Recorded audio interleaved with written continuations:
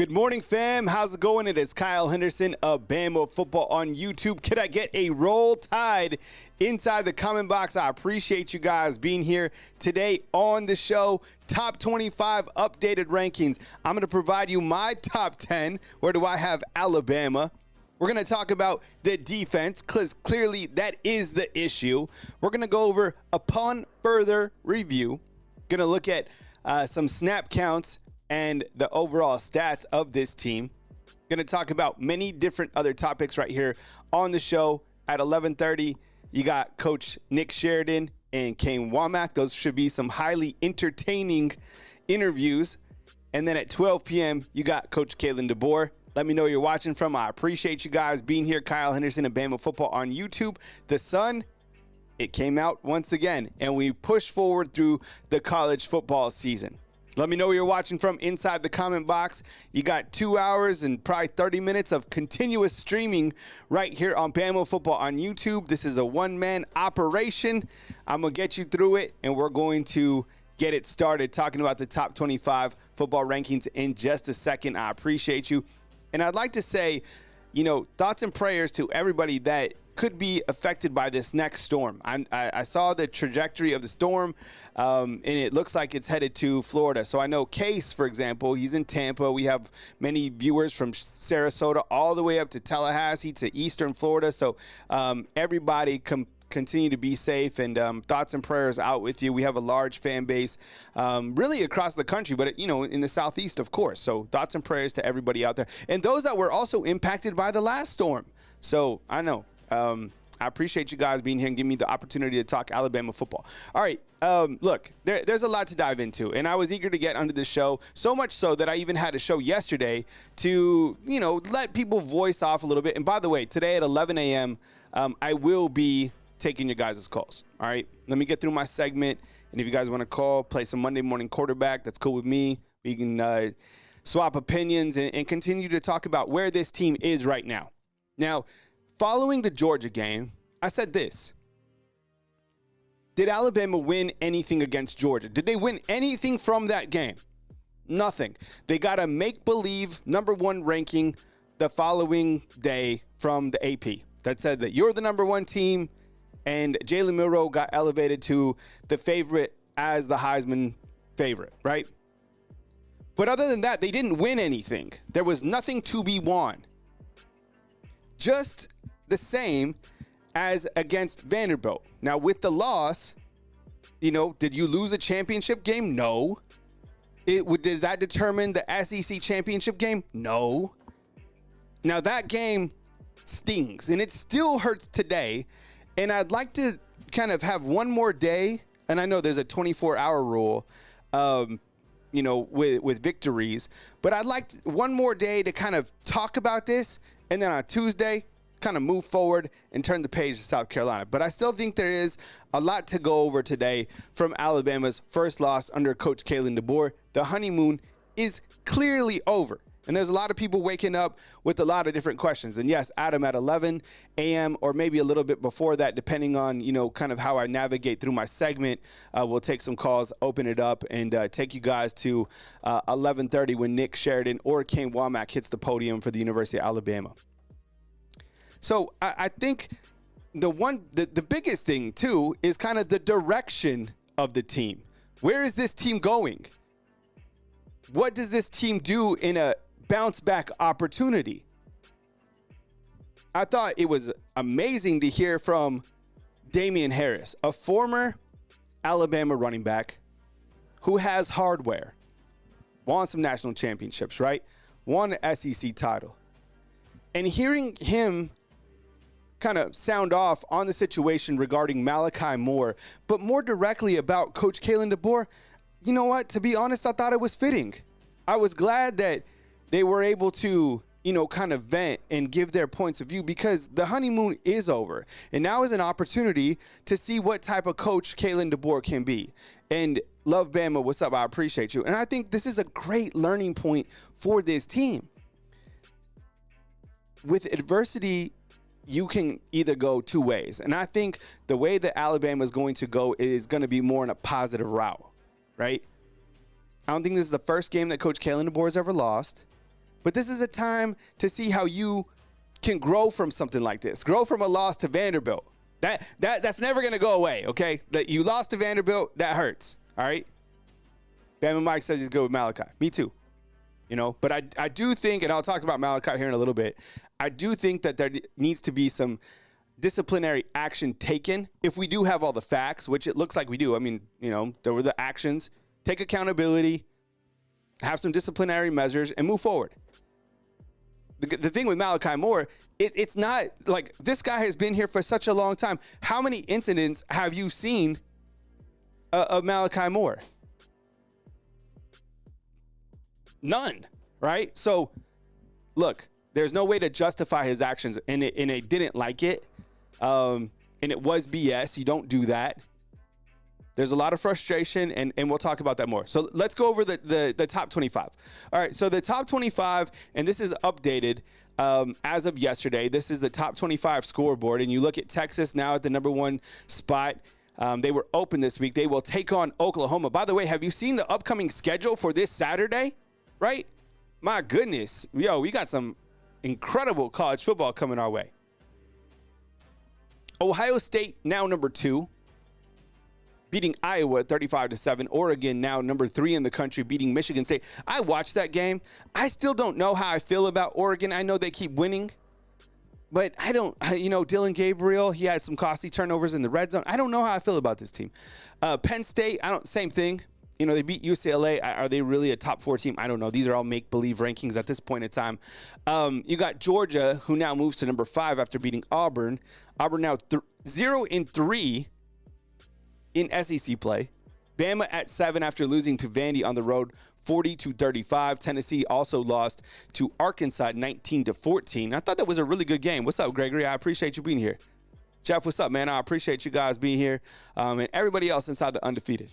206 on. Let's get 206 thumbs up. Ole Miss now at 9. Clemson at 10, beating Florida State. And Florida State just completely nosediving. It just continues.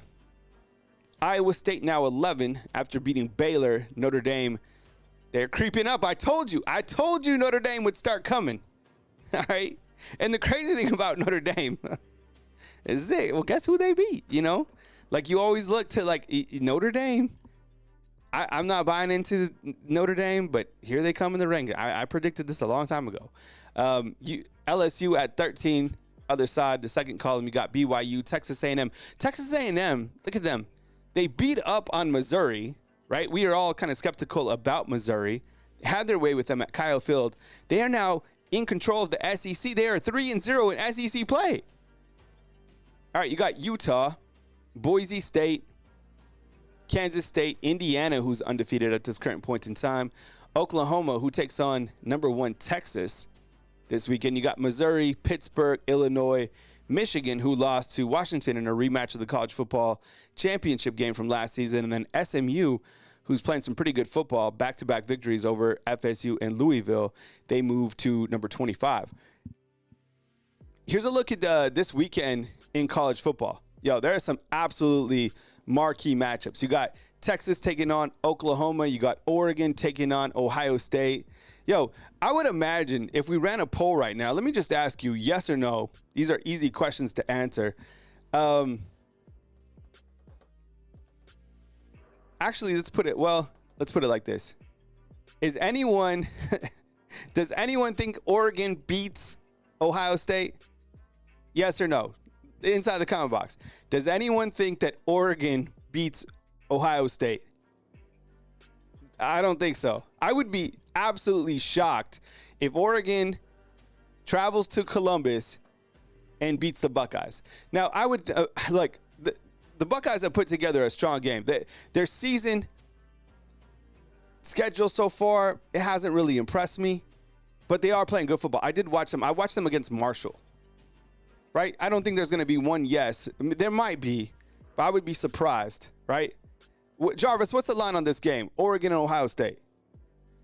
All right, we got Rodney. Ronnie's rolling with the Ducks. But other than that, I would imagine that it's all Ohio State in this game. Oh, the game's in Oregon. Okay. I still feel that Ohio State wins the game. I would imagine it's a little bit tighter because playing up in Eugene, a little bit more challenging. -4. Okay, so there you go.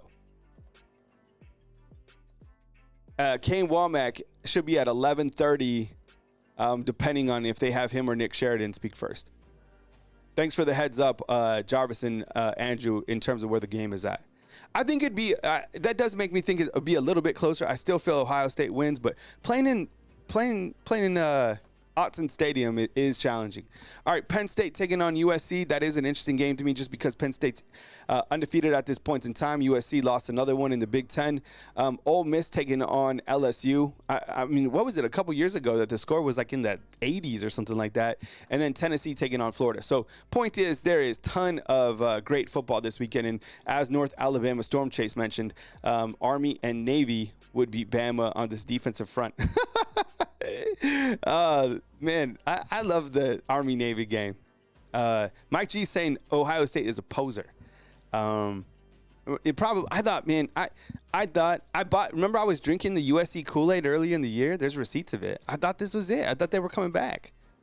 Oh, Big Ten don't play. You got to have defense. All right, there's a lot of information on here, so I'll go over it. I love detail. I love analytics. I like to look at the future. I like to look at the past. You know, I'm trying my best to continue to live life in the present, but I like data points. So here we go. This is my top 10. I've swapped this around a couple points in time, and again, this is all hypothetical, but here's my top 10, and it has a little detail. We'll start at the top. You got Texas.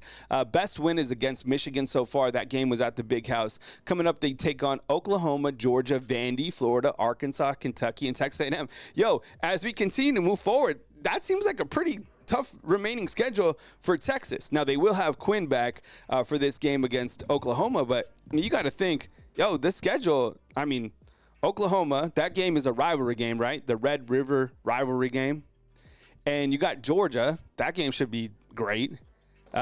We got Lisa saying, hoorah for Army. Yeah, I appreciate you. And those that have served this amazing country, don't ever forget, like, we understand that freedom is not free. So we really appreciate you guys being here. There's nothing, better than, our servicemen and women from all over the country that chime in, that call in, that watch the show. I promise you, we've had callers from all over the world call in and they get their Alabama football right here. So, that's why, we have a lot of pride. I fly an American flag outside of my house, not to be like political. I'm a patriotic person. I understand the privileges. Like, this is my choice to run a YouTube channel. You know what I'm saying? Like, freedom isn't free. I get that. All right, back to my top 10.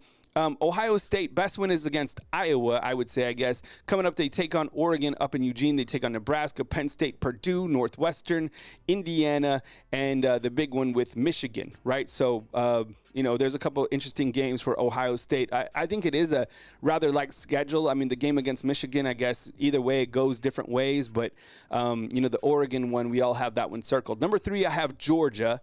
Their best win is against Clemson. They did play really good. It seems like they're a second-half team. I mean, shoot, they beat Alabama in the second half for the most part. And they kind of turned it on against the Tigers in the second half. Coming up, they got Mississippi State. They got Texas, Florida, Ole Miss. So, man, they got some great games coming up. Texas, Ole Miss, and Tennessee. Those are some great games for Georgia coming up. Last year, their schedule was so light. Number 4, I have Oregon. Best win, I guess, is against Boise so far. They have Ohio State. They're hosting them, the Buckeyes, this weekend. Purdue, Illinois, Michigan, Maryland, Wisconsin, and Washington. I think their schedule is favorable outside of this game, taking on Ohio State. I'd be curious to see. I would imagine they beat Michigan, too. I don't know where to put Miami. They keep on finding ways to win games. I do like their quarterback. He's a baller. Like, big-time players find ways to win games. JS is like, really, Kyle Bama at 9? Yeah. You know what?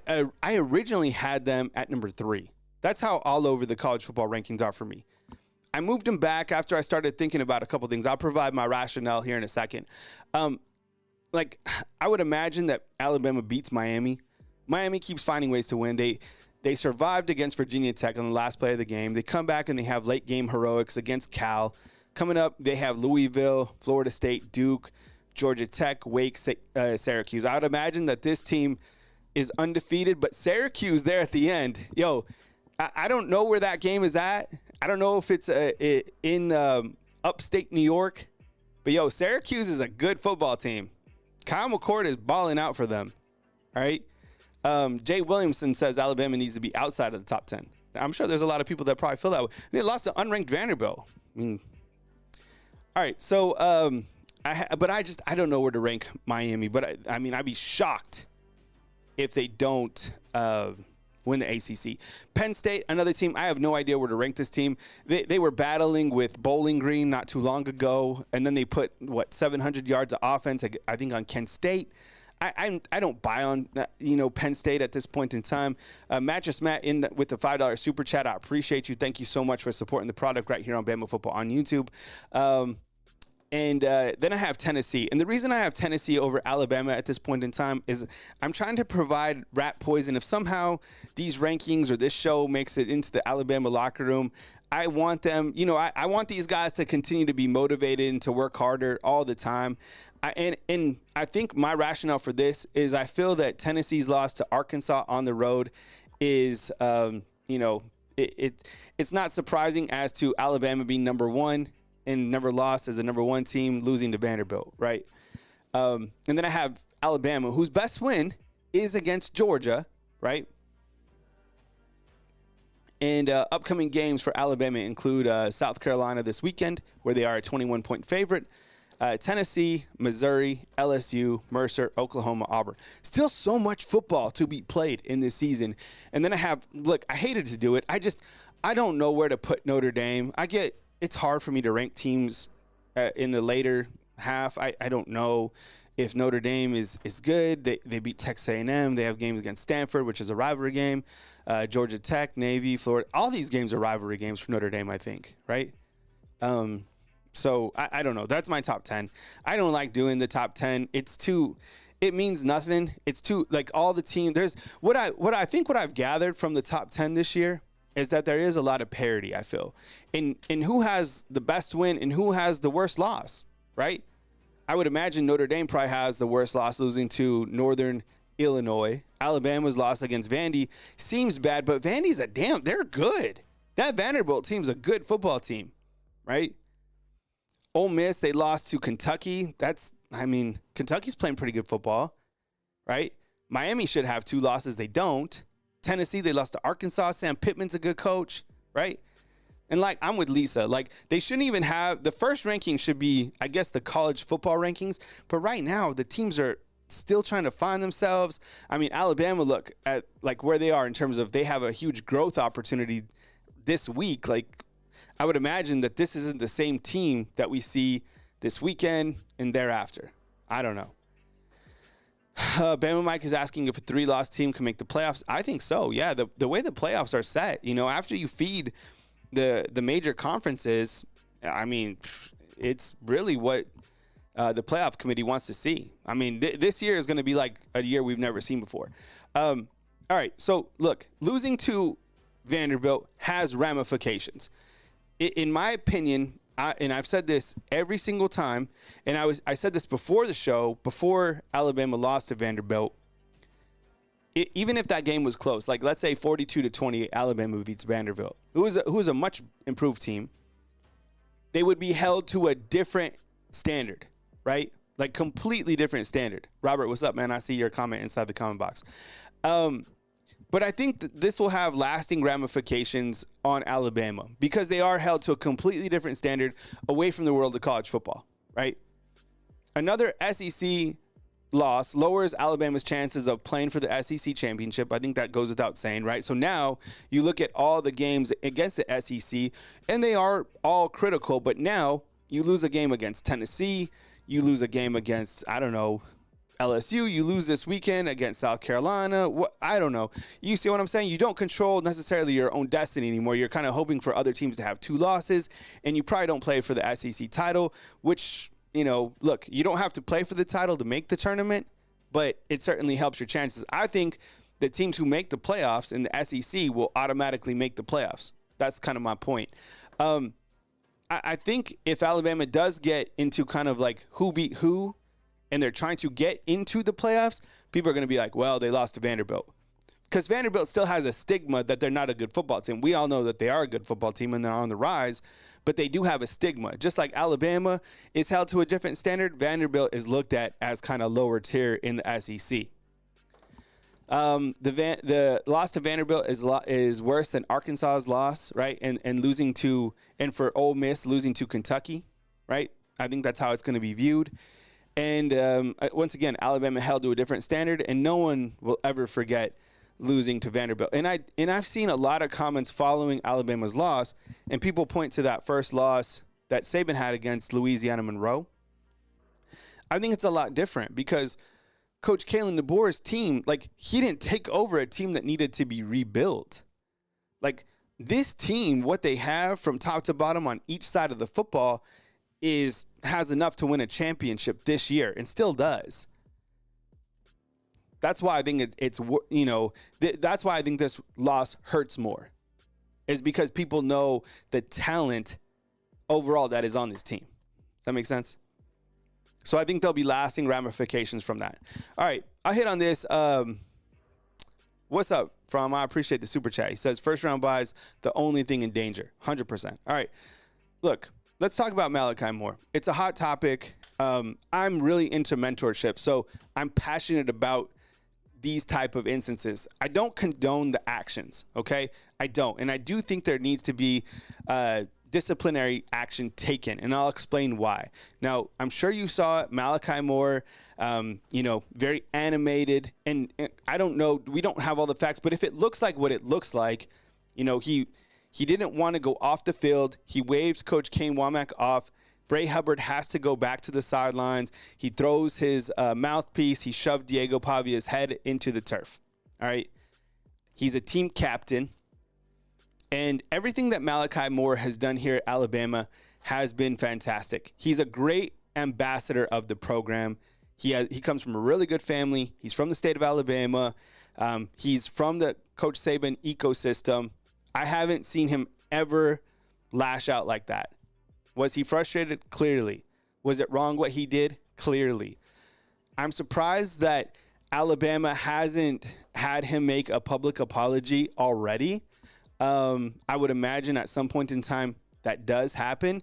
And I think if I'm Coach Kalen Deboer, you have to take some disciplinary measures if you have all the facts and once you've gone over everything. In fact, if I'm Coach Kalen Deboer, I don't even address it today. Like, I don't take questions about it. I just say, this is the plan. This is what we've done with our players. I've spoken with Malachi, and he's suspended for like a half or a game, and you move forward. If he doesn't take action, I worry about the leadership. And I heard Damian Harris last night criticizing the actions of Malachi Moore, and he also took a jab at Coach Kalen Deboer trying to be buddies with the guy. We're not in the locker room. I don't know, if he is buddies with the guy. But when you're on a team, we've all played sports, some at higher levels than others, there has to be a hierarchy, right? You have to know who the alpha males are. The players cannot be the same as the coaches, right? Malachi is not the same as Kane Womack, right? When Kane Womack says something to Malachi Moore has to listen and has to get off the field, right? When that doesn't happen, that's a leadership issue. And what's concerning about this is Malachi is a captain. And I started thinking about this. I was like, why is Malachi acting like this, right? Because we've never seen this before, right? And Michael, I agree. I mean, what he did was BS. And, and it's up to Coach Kalen Deboer to take command of this team following the loss, following an issue like that. If he doesn't discipline Malachi Moore, I think it is really concerning.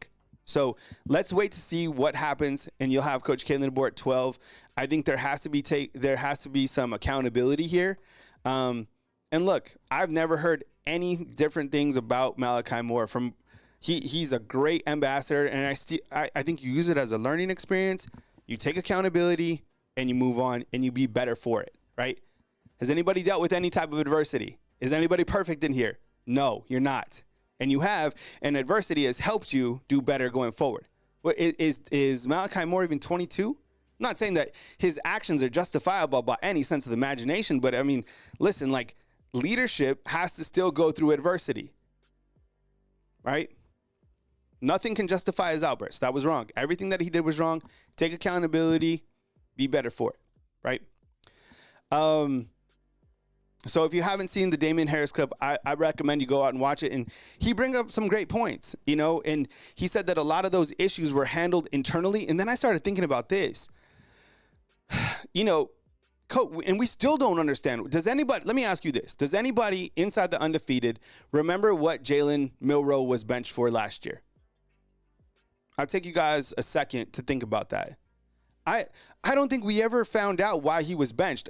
From what the rumor was, is that he had a shouting match with like a coach or something like that. I never found out if that was true or not. I never found out if it was because of his performance and play, why he was benched. But he was benched, and I'm pretty sure he was benched for the entire game, right? So why was Jalen Milroe benched, and what came from it? Right? All I saw was Jalen Milroe continue to improve, but there had to be some action taken. Right? I never found out either. I don't know why, but he was benched for a specific reason. And I don't know, he came back better for it. So gut check time on a lot of different issues. And look, I have 1,000,000% confidence that Malachi Moore comes back from it.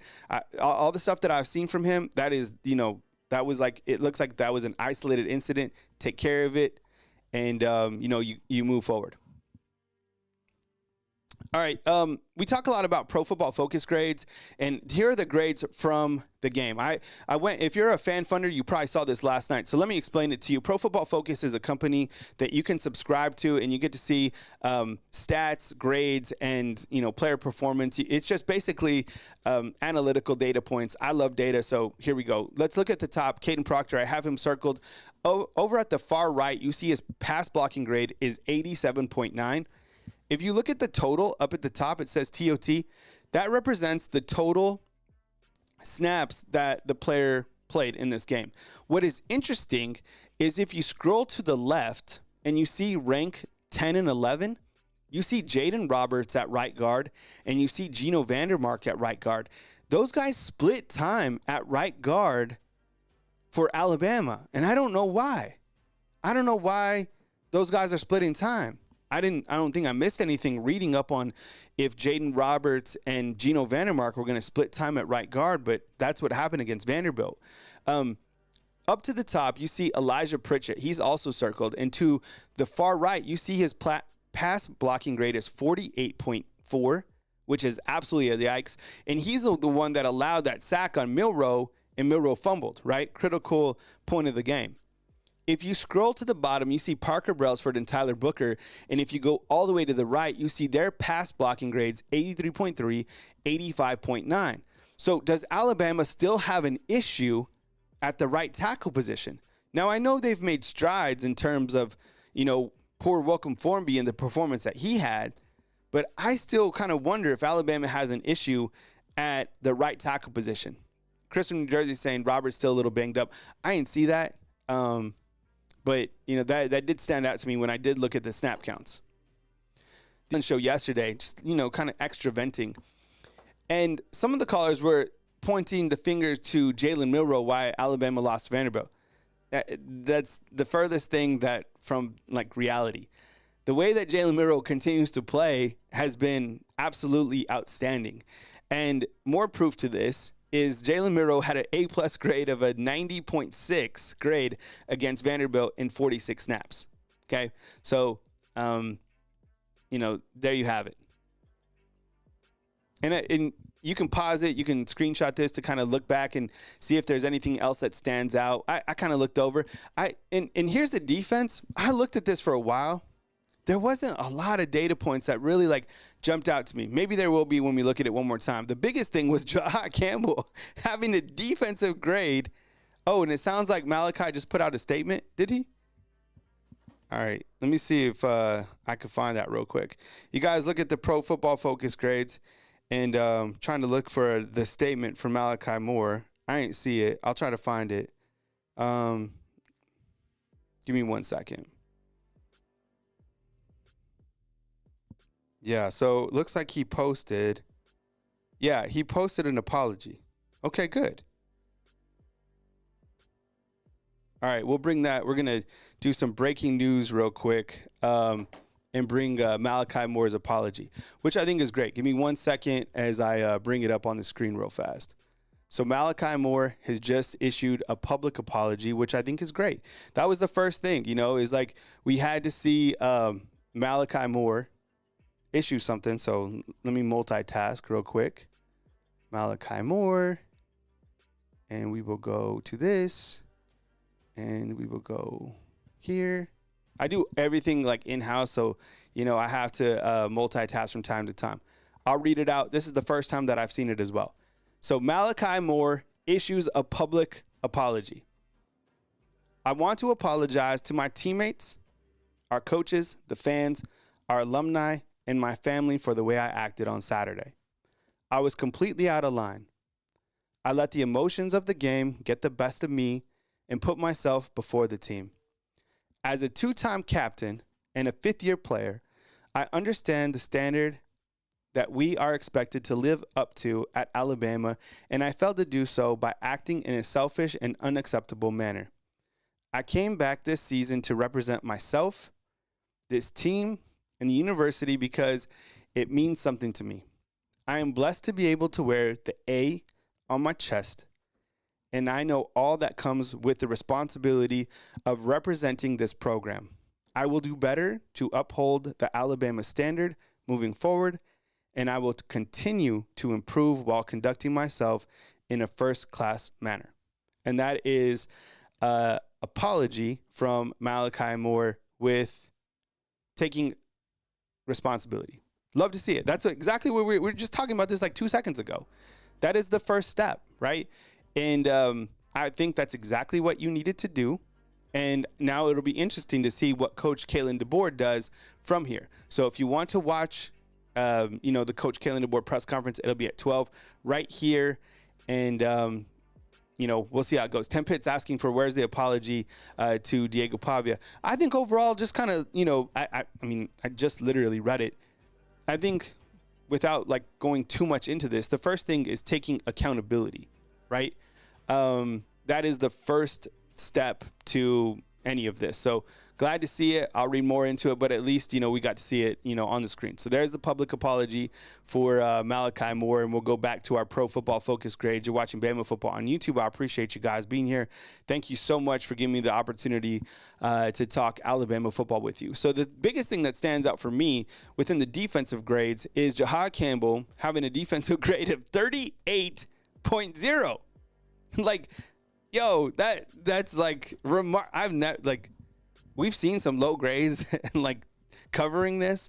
Seth McLaughlin used to have some really low grades, but like a player like Jahad Campbell, who's probably one of my favorite players, if not my favorite on the defense, and I think he'll be a top 15 pick.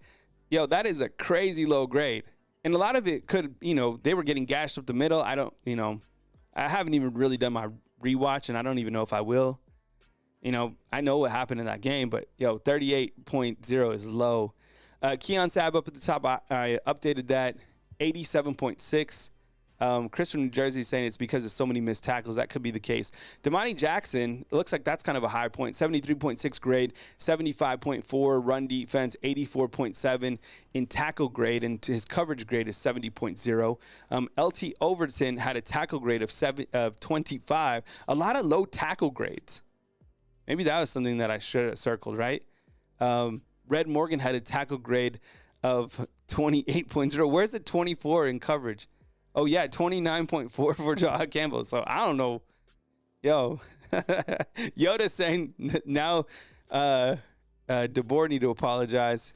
And Kane Womack, right? Nicole is like, we couldn't stop them on third down for SH. Yeah, for sure. It's 12 of 17 was bananas. All right. All right, so there's your pro football focus grades for the defense. If anything else kind of jumps out, I'll bring it to your attention. All right, I wanted to showcase this. All right, this is Jalen Milroe's passing tree this season.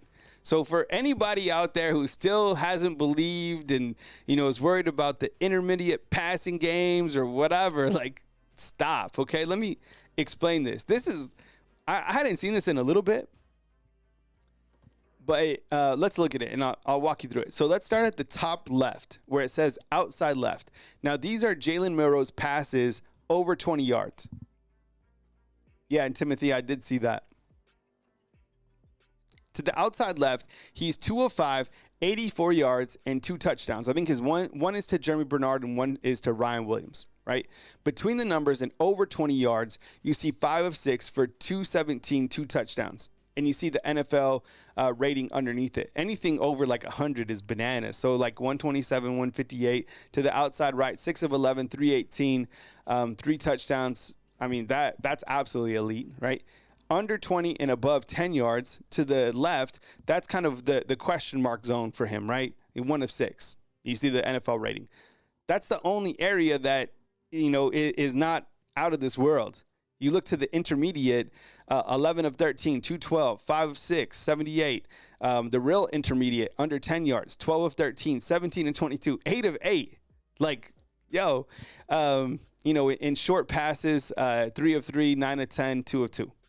So that's Jalen Milroe in his passing tree. This is fantastic, honestly. So to see the growth and the maturation of him as a quarterback is absolutely outstanding. Love to see it. Really, pumped up about where and what he's doing on the field with the football as a quarterback. This season, Jalen Milroe, overall case with the super chat. I appreciate it, man. Did anyone bring up what was wrong with the field? Yo, that turf was crazy. I saw everybody slipping. I even saw players from Vanderbilt slipping. I saw Diego Pavia slip. I saw Jalen Milroe slip. I saw a lot of people slipping on that turf. Jalen Milroe on the season this year. We'll kind of zoom to the bottom. You see against Vanderbilt. You look at the last 2 games. When he had to really throw the football around and when it wasn't light work, right? You look at Georgia, how he battled against, a really great defense. And you look to how he fared against Vanderbilt. 27 of 33 against the Bulldogs. And against Vanderbilt, 18 of 24, 310, 1 touchdown. The interception, I feel, look, when it's a bad interception, we'll call it a bad interception. The 2 interceptions that Jalen Milroe has had, one against Georgia and one against Vanderbilt, those were not bad interceptions. Those hit the hands of, I don't know if that one hit Ryan Williams' hands, but the DB made a great play on the ball against Vanderbilt, and it popped up like 20 yards in the air, and then the guy caught it. Against Georgia, from my memory, it looked like C.J. Dupree got his hands on it, and then it tipped, and it was another tipped ball that went to an interception, right? So his last 2 games, overall, he's been fantastic. He has 1,200 passing yards, 283 rushing yards, and 20 total touchdowns, right? 1,500 yards all-purpose and 20 touchdowns. Still absolutely crushing it, right? Yeah, I agree. That interception wasn't Milroe's fault. It was just a tipped ball. Those guys were playing opportunistic football. And as we start getting into some slides and kind of, rehashing this Vanderbilt game once and for all, they played opportunistic. And look, this team, that Vanderbilt team, they were so physical. Man, they were smashing Alabama. Josh Cuevas got lit. Ryan Williams got tagged on the sidelines when he went up. He got tagged. Kobe Prentice, I would imagine he's going through concussion protocol. He got hit. Looks like 2 guys came in on him. We got Moody in with the super chat. They wore our defense out, running 54 times. We ran the ball 21 times. Missouri, 40 attempts, 216 yards.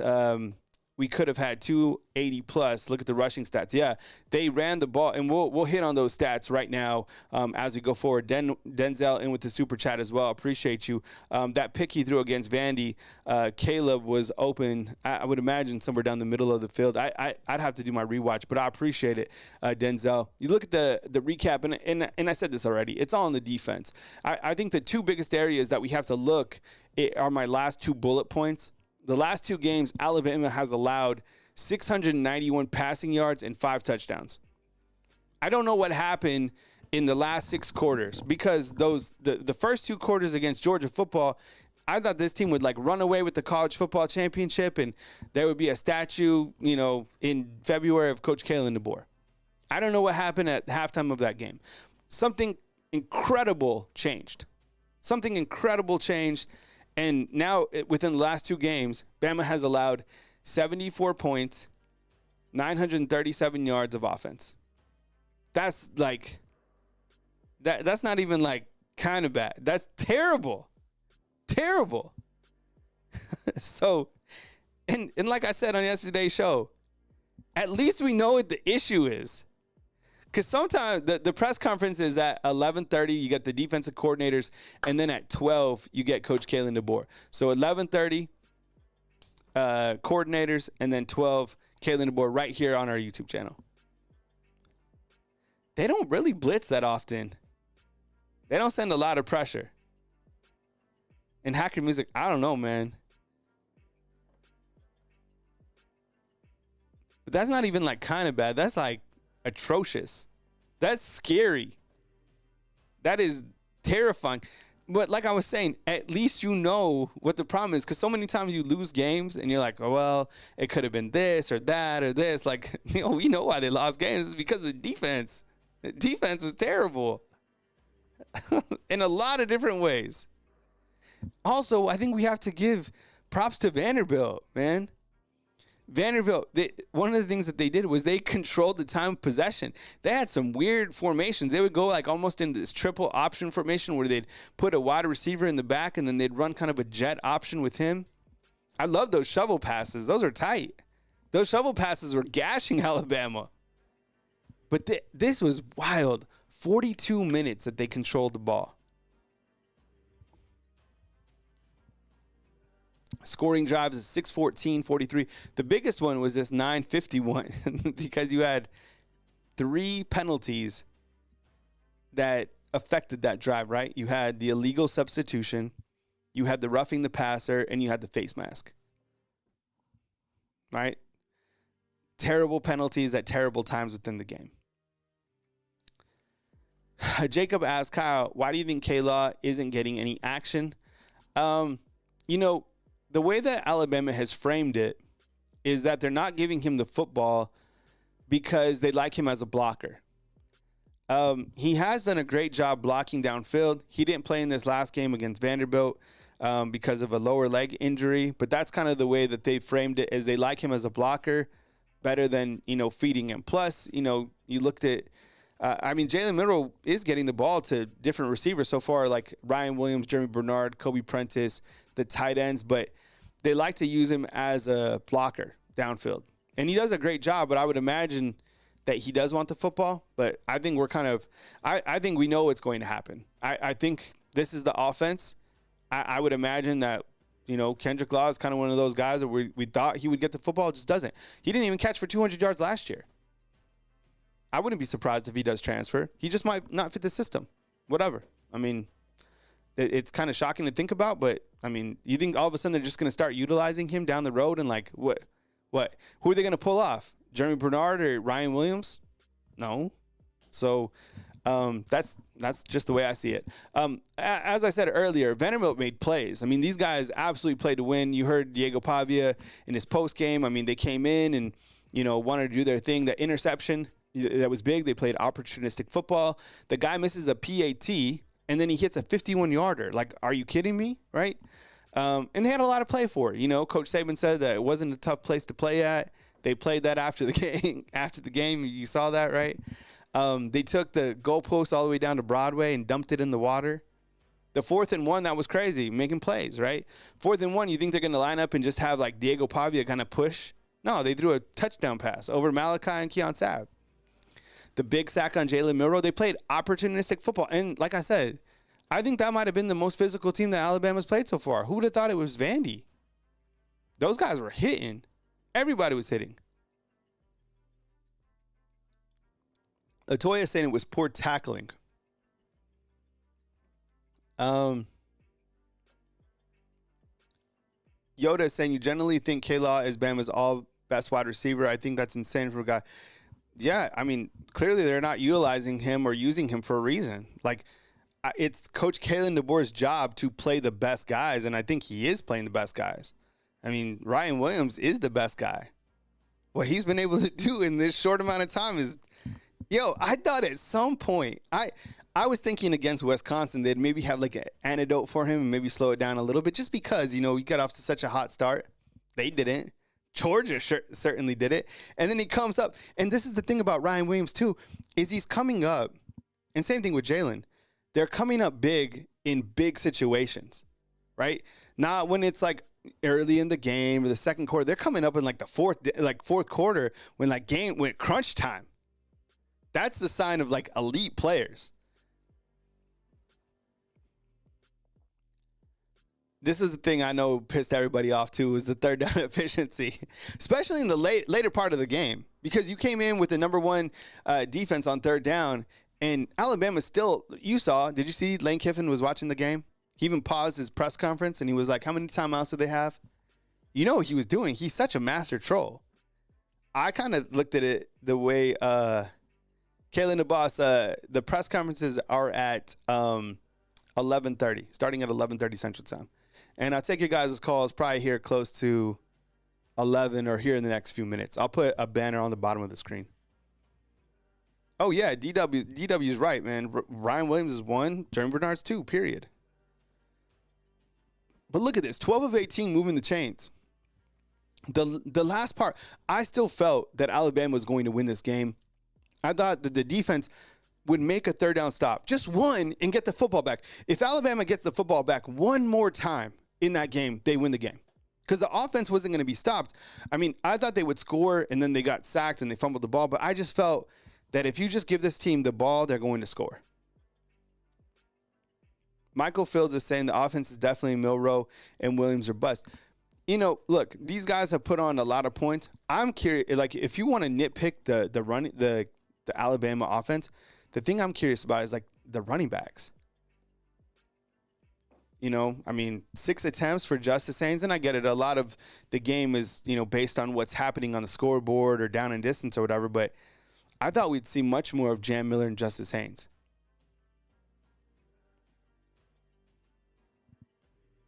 And then these are some hypothetical questions that we're talking about, okay? We just saw a statement put out by Malachi Moore, right? I did like him taking accountability. We could micromanage and go over like what he said, that there was like no, direct apology to Diego. I don't know. Like, I read it for what it was. One way or another, you couldn't be silent. You had to say something following that.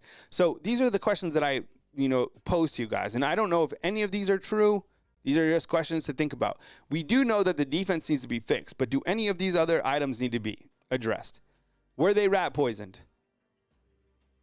I don't know. Maybe. Coach Saban said the most dangerous team to play is a team that's lost 2 games. Well, that fits into the rat poison model, right? They had rat traps, though, at practice. I don't know. I've seen them doing like, and my next thing is like, do you feel there's a culture problem? And what is a culture problem? I mean, does does his action kind of represent like what's happening behind? Do you have an issue with like the guys doing interviews with like sunglasses and like the chains on? I don't know. To me, it's a new way of Alabama, but I don't know if it's like, I think it's too premature to say that there's a culture problem. Because these guys,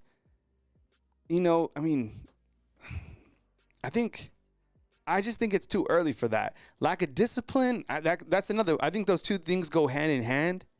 If this thing continues to be like an issue for like 8 weeks, 10 weeks, then I think we can be like, yeah, it's a culture problem or lack of discipline. I don't know. Now, it's a different way of coaching than Coach Saban, because Coach Saban rolled with the iron fist. Even the guy at College Game Day, right? Like, Jarvis, that's an interesting point, like too laid back. Stanford Steve, who was just here, said that even when Coach Saban goes into game day, nobody talks. Now, from what I heard, like when Coach Kalen Deboer is having meetings, there's still like music playing on the background and stuff like that. It's a different way. I don't know. So it is something to think about. Someone's saying Keith is saying lack of discipline. Denzel in with the super chat. Can't run the football if you're down third. Yeah, exactly. That's what I was saying, right? Michael Fields is saying the team hasn't been disciplined for a while. And you start to think, like, what type of distractions are kind of seeping in? Seems like there's always a celebrity at the practice. They're doing different things. I have no idea. These are things that we can hypothetically think about, but unless we're, like, physically there, I don't know if I can, say yes or no. Lack of respect, that's another one. And that's certainly something that, it looked like Malachi was displaying to Coach Kalen Deboer or to Kane Womack by not coming off the field, right? I do think they were out-coached, or at least Kane Womack was. The defense, Vanderbilt they wanted to execute, and they did. They knew what they wanted to do. They wanted to control the clock. Clark Lee said after the game they wanted to control the clock. They did. They controlled that game. They controlled the tempo of the game. So, yeah, were they out-coached? Yeah, they were. The concerning thing on that is getting out-coached by Vanderbilt and playing on the road in Vandy is not the same as Neyland Stadium in Death Valley. That scares me. But I also think it's tied to this, the quality of the SEC. Yo, Ole Miss has lost a game. Georgia's lost a game.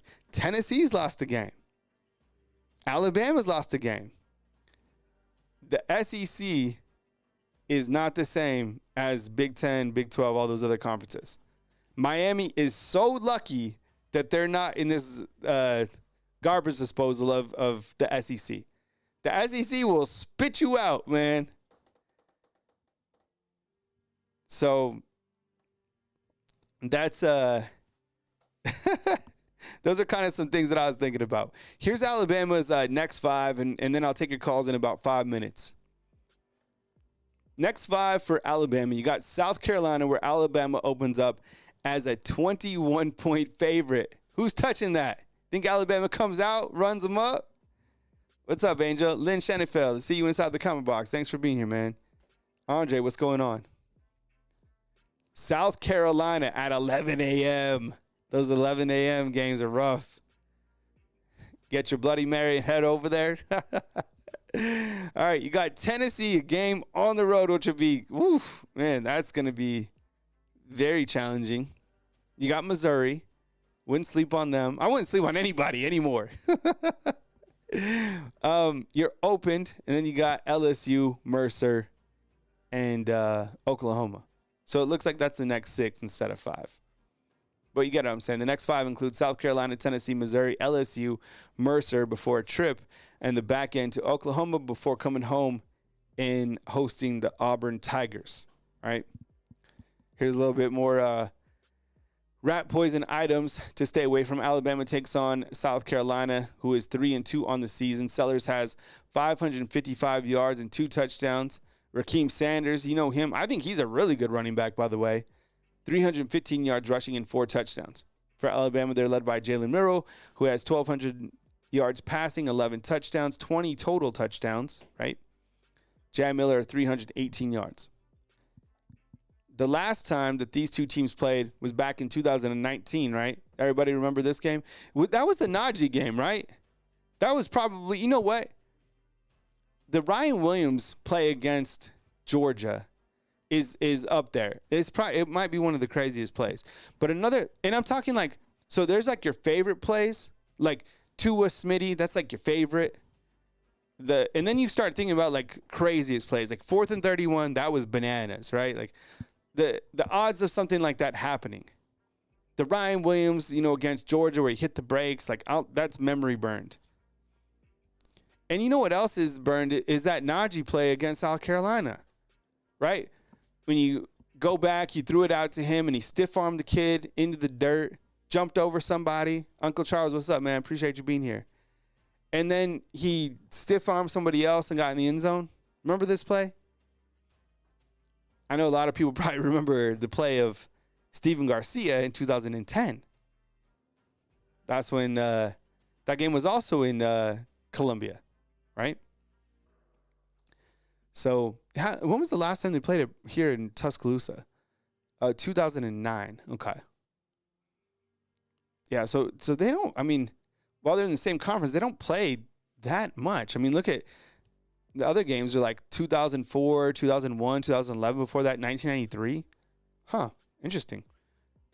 Hey, Matt, what's up, man? Appreciate you. Can somebody please tell our coaching staff to dress more important? That was another thing that people were talking about was kind of the gear that they were wearing. Like, Coach was in like a T-shirt, and Kane Womack. Look, Kane Womack was in this. I don't. Did you see this? I don't know what this is. Is this like a vest? Or what is it like a? Is it like a hoodie? Because you know me, like I like my hoodies, but I don't know if I probably wouldn't rock that. All right. And then a little rat poison, okay, to avoid. The last game, Alabama was favored on this ESPN matchup predictor. They were favored by 92. Okay, now it's to 91. Yeah, it's a vest. Yeah, I don't know where you got that vest from. I don't know if I'll be rocking that vest. Looks like a booty. Well, what was that? I never seen that before. I just as soon as I saw him rocking that, I didn't like that. Whatever, To each his own, but I was just like, Marcus, what's up, man? Stay safe down in St. Pete's, man. Thoughts and prayers to everybody as the storm comes too. We got Nick Sheridan and Kane Womack up at the mic at 11:30, and then you got you guys are hilarious. And then you got Coach Kalen Deboer at 12. I'll carry him right here on Bama Football on YouTube, so you won't have to go anywhere. I'm going to take some calls today. We can play some Monday morning quarterback. I'll open up the phone lines here in a few minutes. And then 21.5 is what this board shows. I'm sure the line is moving a little bit, but that's kind of just some rat poison. One more display of rat poison. Here's a look at, the two teams side by side and what they've done in the last 5. So on the left, you have South Carolina. They've dropped games to most recently Ole Miss by a score at 27-3. It looks like, was that Arkansas Pine Bluff, I guess they played? 50-7. LSU, they lost by 3. Interesting. And that was a game that it looked like they were going to win. Wasn't College Game Day? I think College Game Day was up in Columbia for that game. I think they were. They beat Kentucky 31-6. I don't know. This team, this is interesting. They have some interesting games right here. And then they beat Old Dominion 23-19. On the flip side for the Crimson Tide, you know what it is. I mean, the last game coming off a 5-point loss to Vanderbilt in a game that's like gut-wrenching. And before that, they looked like the best football team in the country for 2 quarters. And then, they pulled out, I don't know, a thriller against Georgia, let's call it. And then before that, they beat up on Wisconsin, South Florida, and Western Kentucky. So who are these guys? Look, I still think that this team is capable of making a run. I think it starts today with Coach Kalen Deboer and how he hits the podium and kind of his energy, his vibe, and what this team is able to do this week. And this is another critical SEC matchup. There can be no pitfalls. There can be no slip-ups. I think it's attention to detail. I think, you really fine-tune this team and see how they can prepare themselves mentally after an embarrassing loss to a good Vanderbilt team. So with that said, I'm going to open up the call-in line. You guys call in. How the call-in line works is you call into the show. I'll ask you where you're from. I might ask you how your day is going. Let me know where you're calling in from. Say your name, where you're calling in from, and then hit on some points. And also be mindful that there's a lot of people trying to call in. So, get your point across and we can have some dialogue for sure. But also keep in mind that somebody's probably behind you in the calling queue, and I'm trying to get to the calls. And I have up until we have 30 minutes to talk before we go to the press conferences. And if I go, so here's a behind the scenes, okay? If I ever do this and I go full screen, it's because I'm probably drinking, not like drinking, but I'm probably like taking a swig of my coffee, or I'm riding the bull this morning. And I know you guys are mad about the Red Bulls. I sometimes you got to ride the bull. This is Monday. This is a 2-hour and 30-minute show. So, here I am. All right, so 251, you're leading off. You got a leadoff caller, and we'll take it right now. Hey, you're on the line with Kyle Henderson. Who am I on the line with, and where are you calling in from? Hey, man, it's Robert from Mobile. Robert, what's up, man? I appreciate you being here. Thank you so much. Robert is a frequent caller from down in Mobile, man. Welcome to the show, and come with it, Robert. Hey, as much as I hate the loss to basically the Vanderbilt, which is what's getting everybody, the SEC short with Pimp Vandy. I mean, that was hilarious this week. I mean, I hate it, but goodness gracious, that was funny.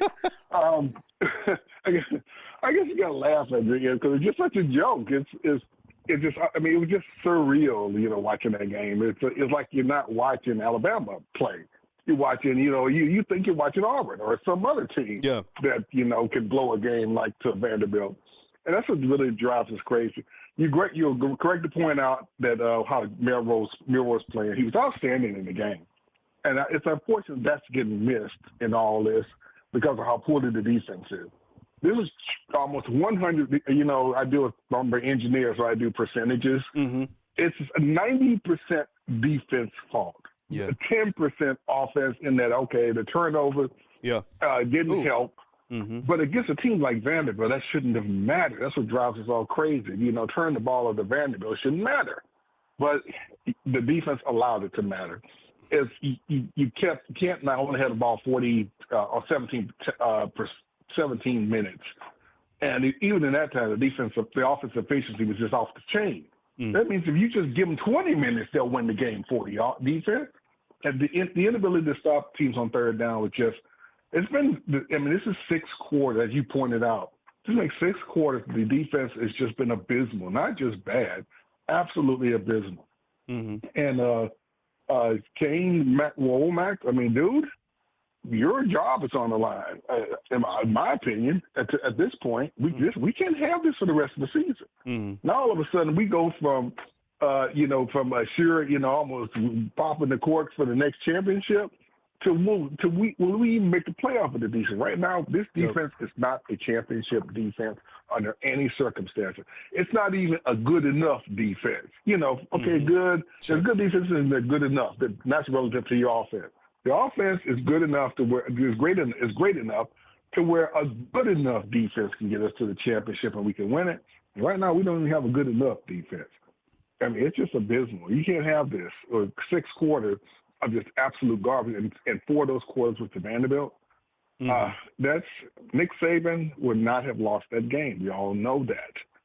And so I thought it was correct point out the honeymoon's over.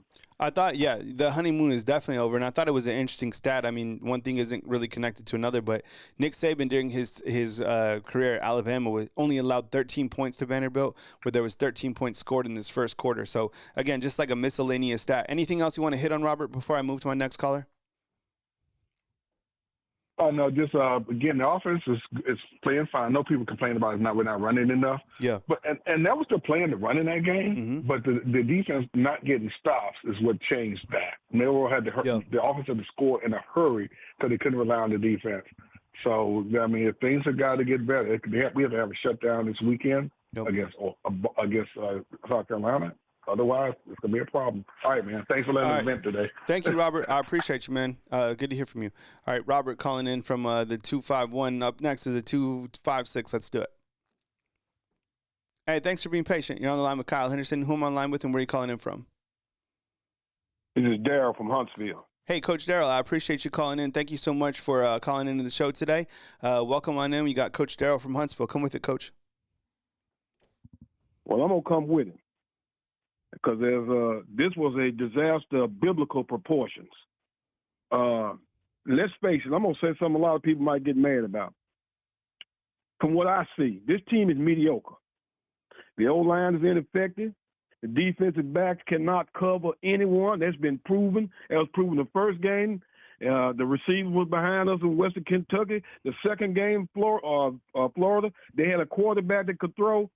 They had 4 opportunities for touchdowns, and we're giving up an average of almost 500 yards a game.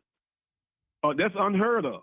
That's never happened. Mm-hmm. And also, the defensive backs spend more time talking trash than they do covering. So that shows me there's a culture change.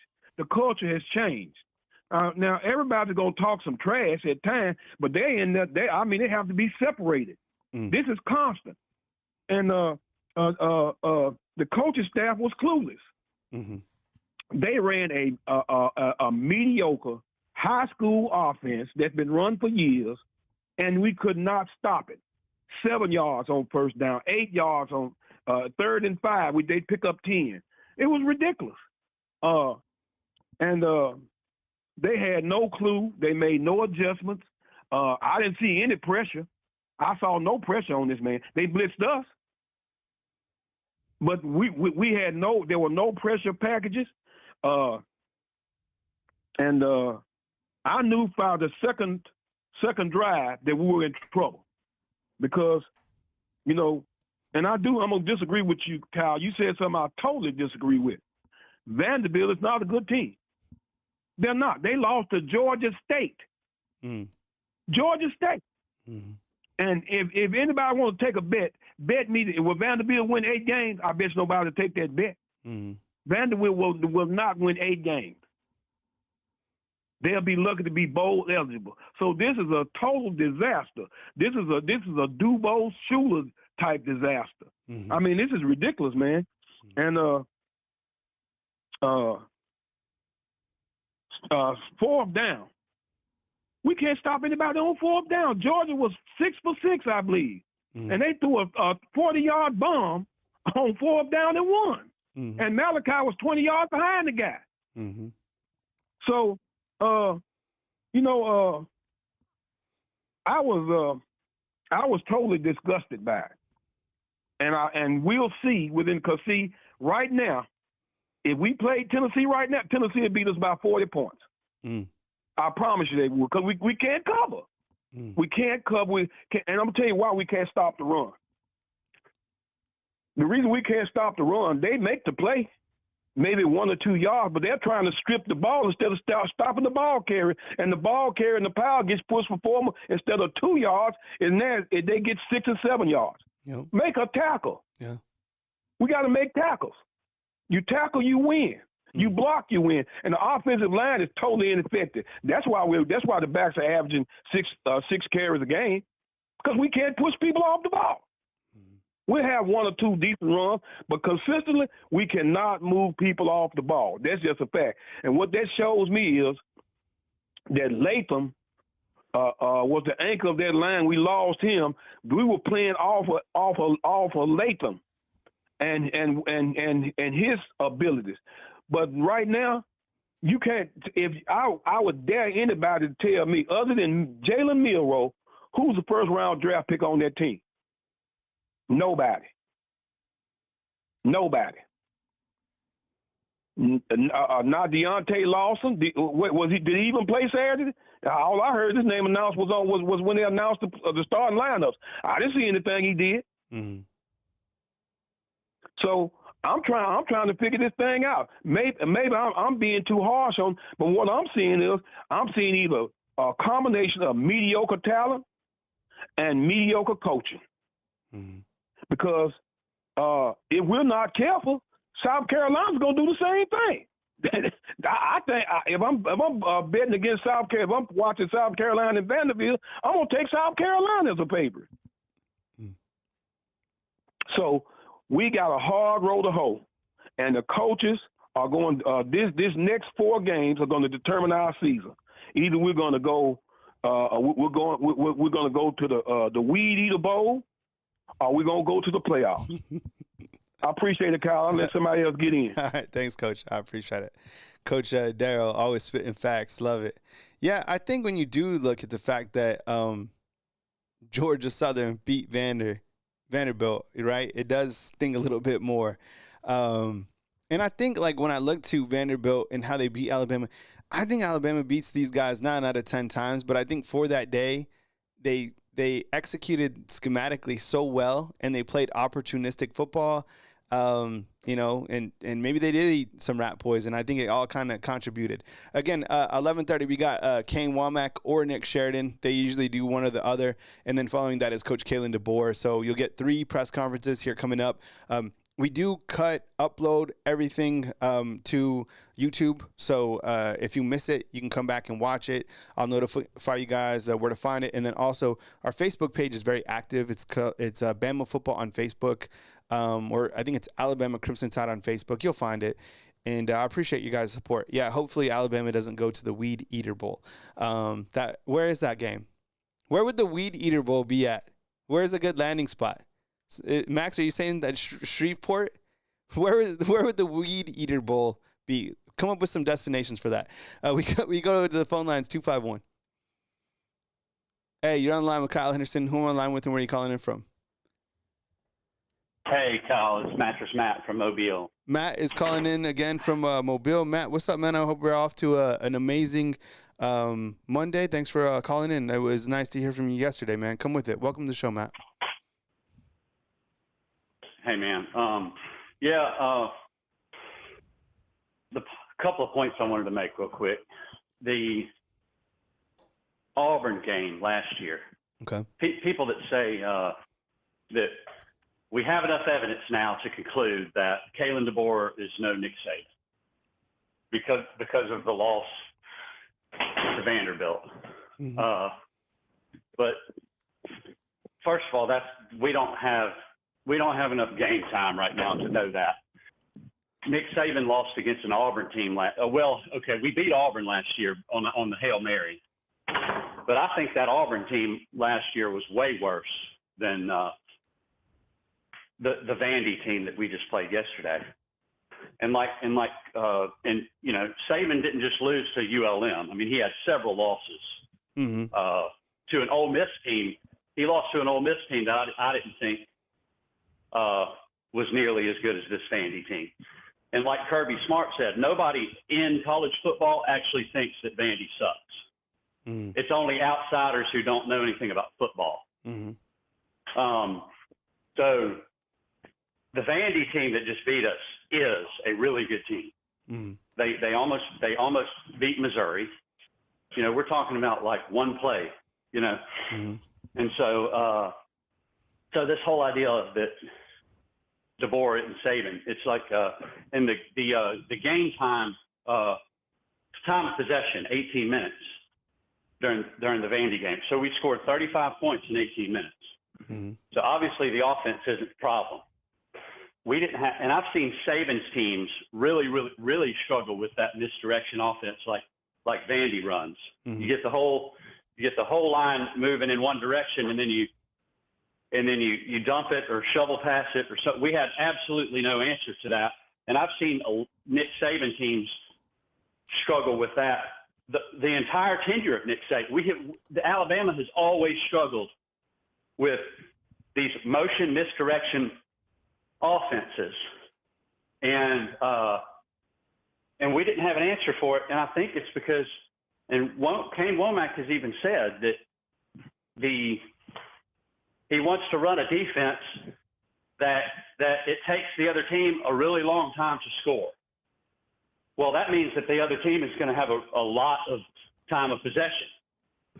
So we better be ahead when we have the Kane Womack defense. So he went in there assuming that we were going to be ahead, mm-hmm. and he had no backup plan. So what do you do when you get in a situation like that? You have to have some kind of an answer, some kind of a formation, something at least to slow down that misdirection. That was the problem. We would get going one way and we weren't fast enough to shift in the other direction. And they would get 6-7 yards every single time. And so that's the only thing that concerns me is, what are we going to do? Is there a solution? Does Kane Womack even have one? Mm-hmm. Like, do we have defensive analysts that can sit down and say, look, we can't stop this style of offense. What are we going to do? I mean, if we have an answer to that, and Kane Womack can at least just be an average defensive coordinator, then we'll win the whole thing. Our offense, we have the best offense in the country. So I don't know what we're going to do. The defense is 100% the problem. So, I'm concerned just like everybody else. But I definitely don't think that Deboer is a fluke. I don't know how he would go through 2 entire years at Washington and take a Washington team with a 50 winning percentage to immediately to a 10-2 and then 11-1 with a national championship appearance. I don't know how that can be a fluke, and so I don't think Deboer is just a bad hire like DuBose and Francione and I don't think that's the case, but I could be wrong. Maybe Deboer's just gotten lucky over all these years, but I don't think that one Vandy game is enough.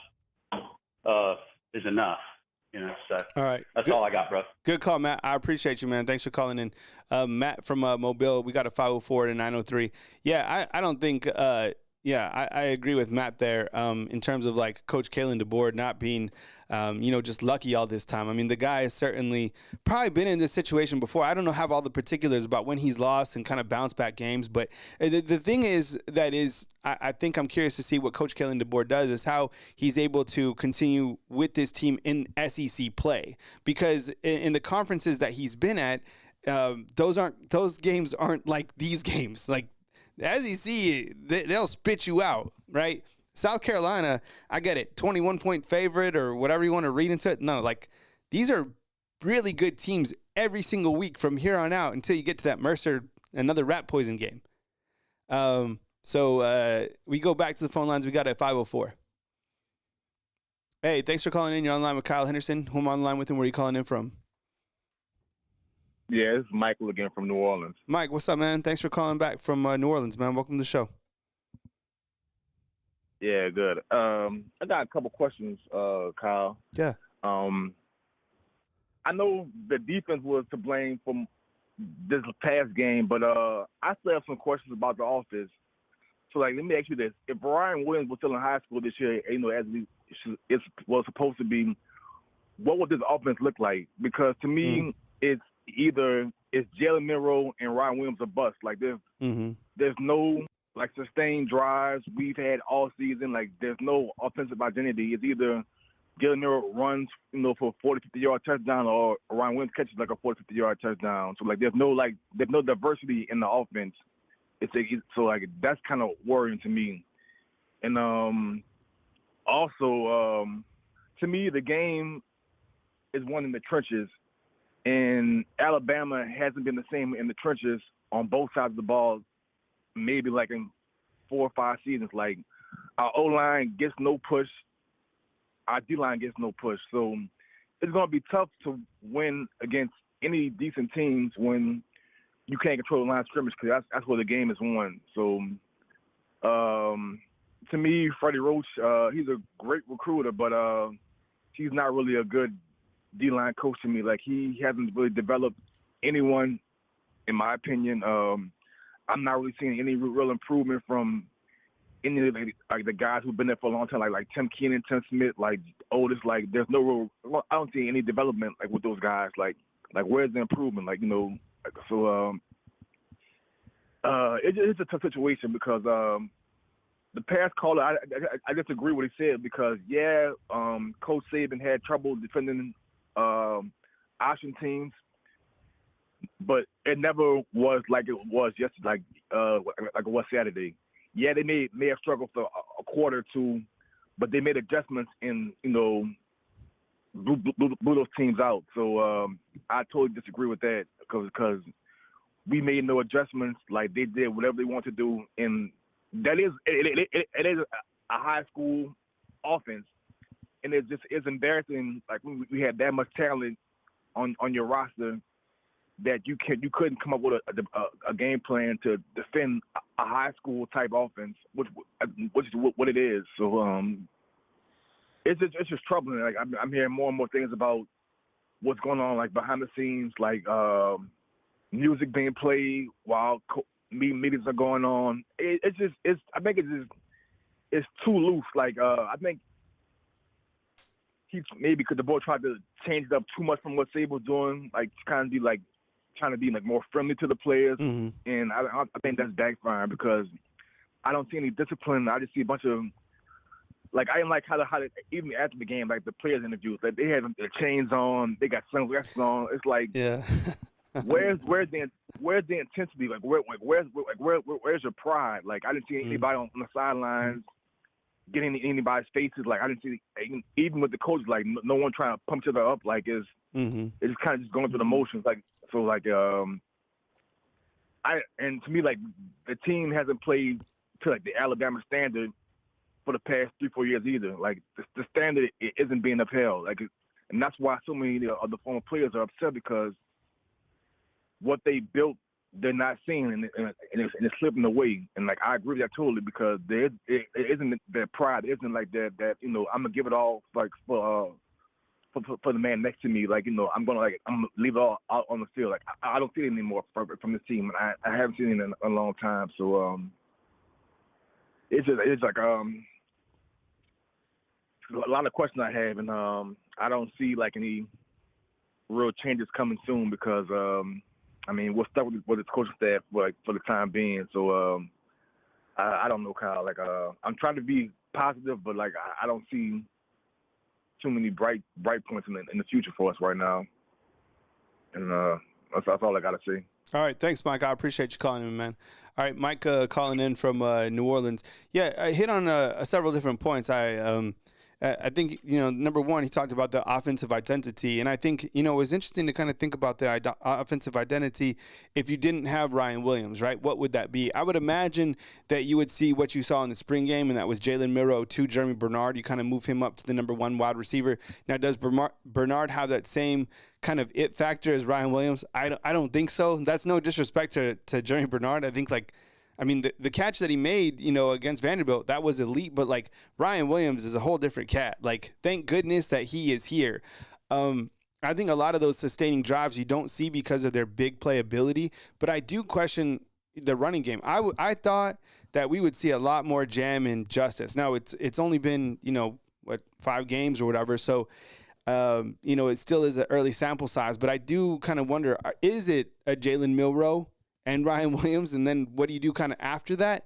But I did like these are the two things I want you to think about.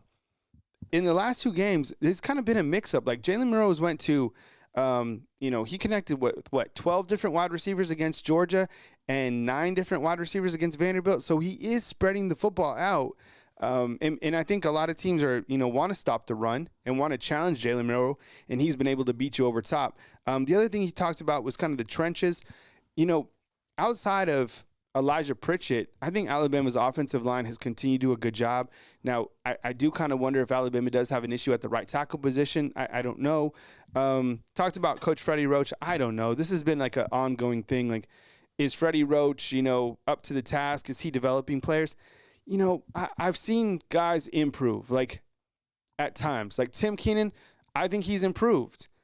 Jaheim Otis, he's kind of gone the other way. And then he talked about the Bama standard, and I think this is an interesting point.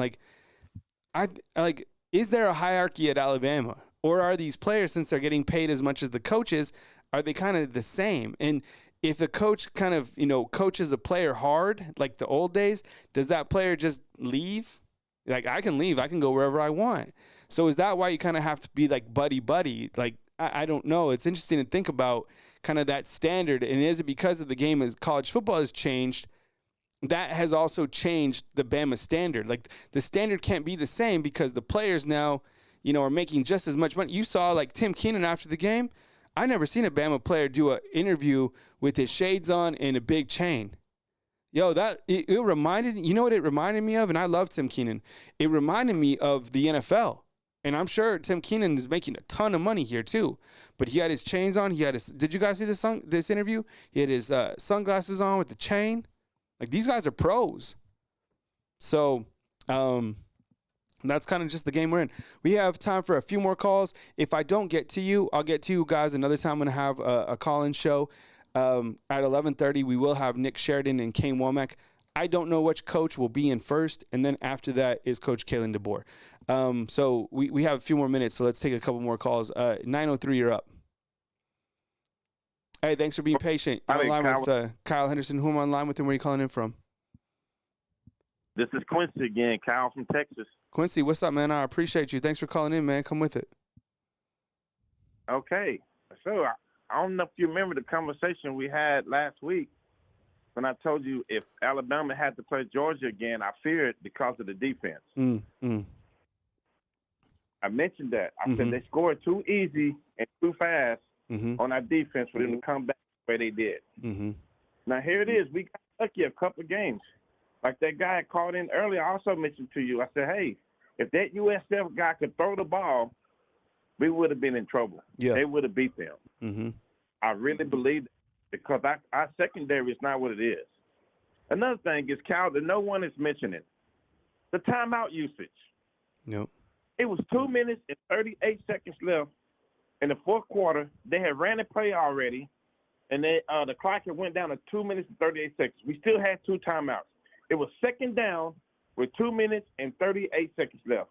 The board chose to not call a timeout and let the clock run all the way down to a 2-minute warning. But that was another timeout. Yep. Why didn't you call a timeout, try to stop them on that play, go to the 2-minute warning on the third down, and then you had another timeout to get the ball back? But yes, instead, they ran the clock out, and we went back into the game with a timeout in their hand. That was poor coaching. I'm sorry. That was poor coaching. Another thing is, Cal, do you not see how we moving the ball when we run between the tackles with Jalen Milroe and Justin Hayes? Run the ball between the tackles. That's all you have to do. But if you only run the ball 4 and 5 times with your running backs and a max 10 combined, that's not going to get it done. It's like he's just looking for right one. He got to move his eyes. I'm seeing checkdowns. He's missing checkdowns. He's trying to make that deep play when you have checkdowns right in front of you that can get you first downs. That's part of coaching. That's part of coaching, Kyle. And I don't know if he's doing this to ensure himself to get the Heisman to the expense of the team. But, man, somebody need to put him to the side and watch. And Malik Moore, he was dead wrong for what he did. But you had that dude was upset he lost against Vanderbilt. So what kind of punishment will you give him? Malachi Moore. What kind of punishment would you give Malachi? I think the coach should have been upset that they lost. This is Alabama. This ain't no mediocre team. This is Alabama. We don't lose against mediocre teams. We go out there to win and to win championships. That's what we play for. That's why our son, Jamari Miller, went there. That's why he went there, to win championships. And I feel they're not feeding the running backs more. They need to get on the ball more, run between the tackles, get physical. And that's what I see Nick Saban would have done. And he would have them up and ready to play. That's all I got to say. I appreciate you. Thank you very much for calling in, man. Call in again next time. Thank you so much. Yeah, I do think about kind of the Alabama running game, right? That's something that I do have my eye on. And the timeout usage, that's a great point. I don't think we've even talked about that, up to this point in time, because new in college football, you do have the 2-minute warning, right? So there was a time when in this game where Alabama really had 4 timeouts, right, because of the 2-minute warning. With that said, they also couldn't stop, Vanderbilt from moving the ball. Then there was, another penalty, whatever. Good call, though. I appreciate it. We'll try to squeeze in one more call. We can make it quick before we get to our coaching press conferences. This is 601. Hey, what's going on? You're online with Kyle Henderson. Who am I online with and where are you calling in from? Hey, Kyle, it's Jay from Pensacola. How are you today? Jay, you made it in, man. You just slid right in, man. I know. I seen it. I was saying to myself, I wasn't going to make it, but I made it. Yeah, come with it, man. Basically, just want to say a few negatives. The game was weird. I don't know what anybody says. I feel like the game was start with an R. I felt like it was art. But anyway, the game, they poor playing, poor defense. Only positive I got is somebody said on Twitter is when you beat Bama, they tear down the goalpost and they parade the city. But when Bama beats you, it's just another Saturday. I do agree with that. I feel like this this game right here, a lot of people say we need this game. We need to lose this game. I feel like we did too, just to see where we are. Where we go from here is going to determine how I'm going to be pissed. One more thing, a lot of people compare Kane Womack to Pete Golden. When you look, that was funny. Well, you have a good day, Cal. Roll Tide. All right, Roll Tide. We're going right to the interviews. They just started, so here we go, and we'll start with looks like Kane Womack, and we'll start that right now.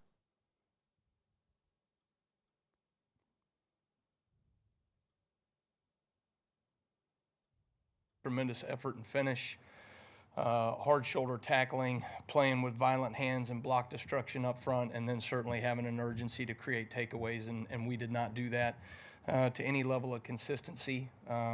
Certainly that's not acceptable, not something that any of us as coaches or players are going to accept from ourselves.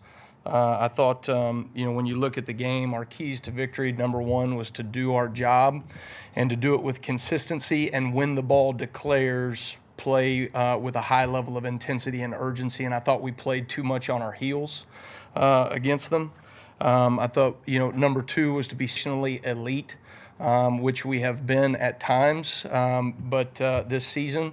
But I thought one of the real keys to the game as we started making adjustments against the run is that we were not able to get off the field on third and long situations. That's something that we've really been, we've excelled at this season thus far, but we were not able to do it in the game. And so certainly some things that we've got to make sure that we get adjusted and tweaked so that we can get back to playing great third down defense. And then, create takeaways was our third key to victory. And we felt like it was an opportunity for us to take the ball off them if we played aggressive and physical. Credit them. They did a great job of taking care of the ball and still having an aggressive mindset in certain downs. And they managed the ball and the clock really well. So when we don't get any of our keys to victory done and we don't play with Bama fundamentals, that ultimately falls on me as the defensive coordinator. It's my responsibility to make sure that we get our players to play at the highest level possible and to become the best versions of themselves on game day, and we certainly did not get that done on Saturday.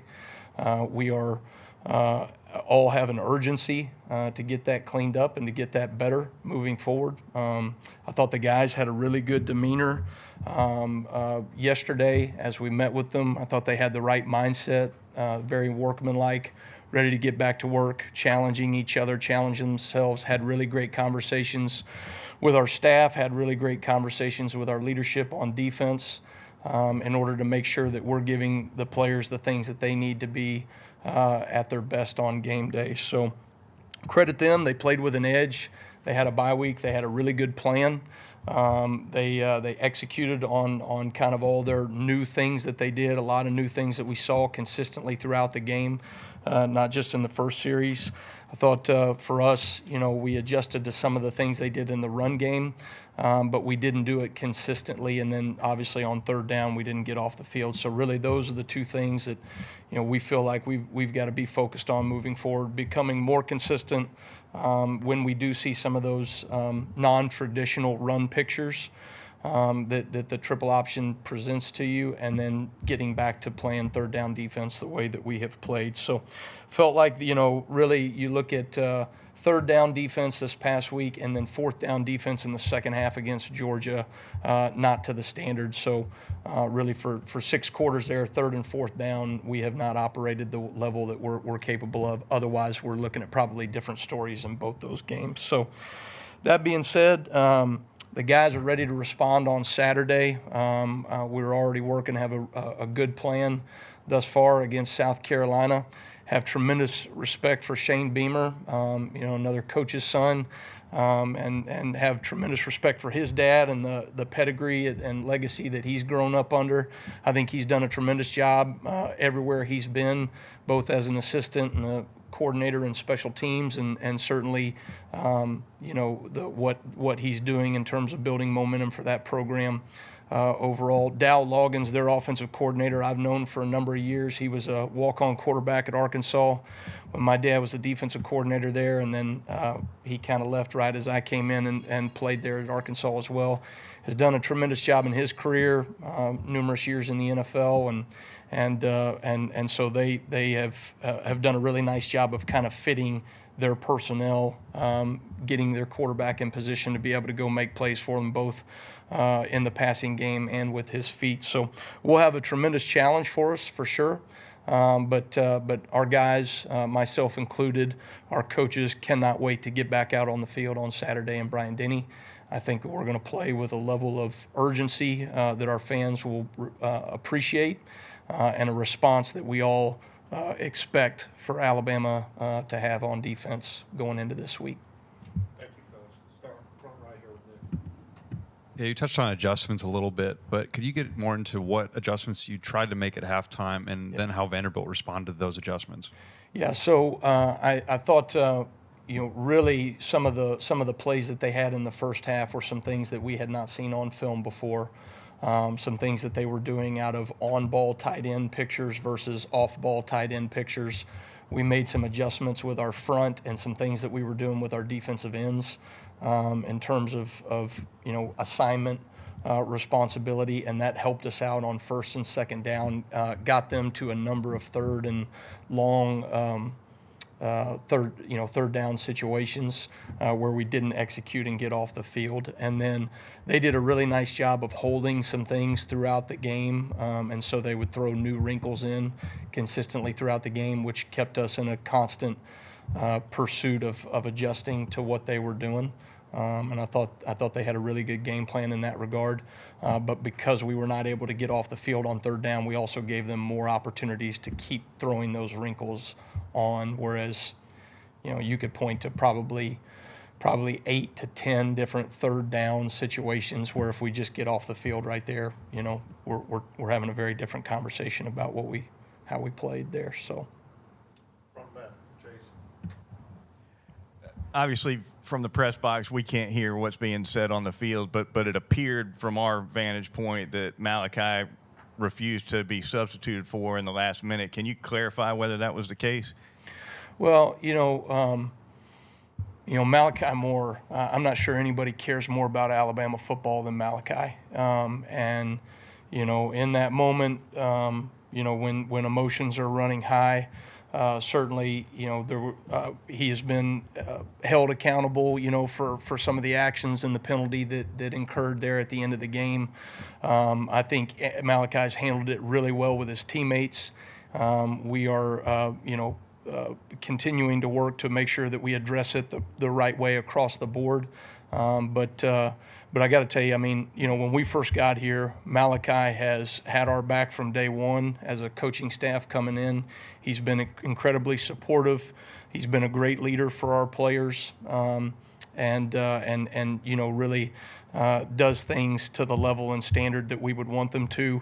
Just in that moment, I think got a little bit emotional, and so in that moment we were going to try to settle him down just a little bit. Sometimes those situations, it's better just to let them calm at a later time. So, but again, I thought he has handled things really well since that point, and has taken the level of accountability that Coach Deboer implemented, and has done a really good job moving forward.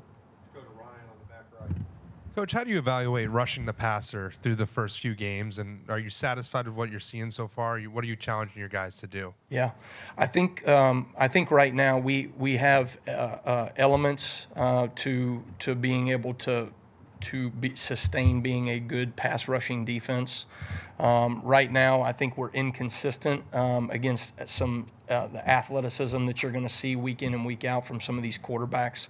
It's really critical that you keep quarterbacks in the pocket. It limits their ability to see windows. It limits their timing, and really kind of constricts some of these throwing lanes that quarterbacks can see.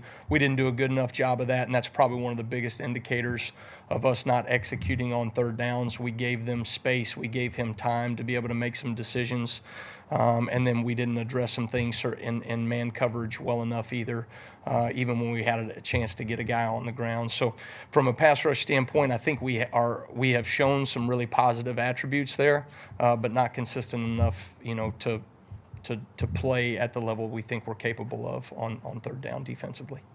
Let's go to Steven back left. Coach, what's kind of a next step of growth from the young corners, especially when you're in position, you're trying to make a play on the football, just turning it and attacking the ball? I think, it was the number one key to victory that we talked about this week was do your job consistently, all right, with urgency and physicality. And do not get bored at doing the same high-level job over and over again. And that's really challenging for a corner, especially when you're dealing with an option-style team where, you're getting ran off, and all of a sudden now you're getting ran off and it's a go ball. It's a one-on-one. And you look at our corners, and those guys defended the ball in the air at times well, but we didn't do it consistently enough, to be able to make the play when it mattered most. And I thought that really, was kind of an overarching theme is we didn't make the plays that we needed to make when the ball came our way as a defense, and they certainly made their plays, and that was ultimately the difference. Go to Tony on the front left. Yeah, just news just broke that Jaheim Otis has decided to opt out. Did you have a discussion with him about that, and kind of how did that go about? I think for Jaheim, obviously, he's been battling some injuries. Has not been able to perform or produce the way that any of us would like. But my focus is really on the players that are going to do everything they can to help us win football games, and so that's really where my focus is right now. Coach, simply put, how do you get this defense back on track? Yeah, I think I think for us, it's making sure that we're keeping the main thing. For us as a defense, there's a lot of good things that we're doing. Certainly when you deal with a triple option style offense, there's certain elements and things that you need to make sure you get cleaned up moving forward. There's certain things that we put on tape that we may see moving forward, and there's other things that, are you're not going to see from a more traditional style offense. I think in times like this, it's natural for everyone to hit the panic button. And for us, I think we need to make sure that we're keeping the main thing. Are we playing with great Bama fundamentals? Are we leaning into our keys to victory on game day, and are those things showing up on tape?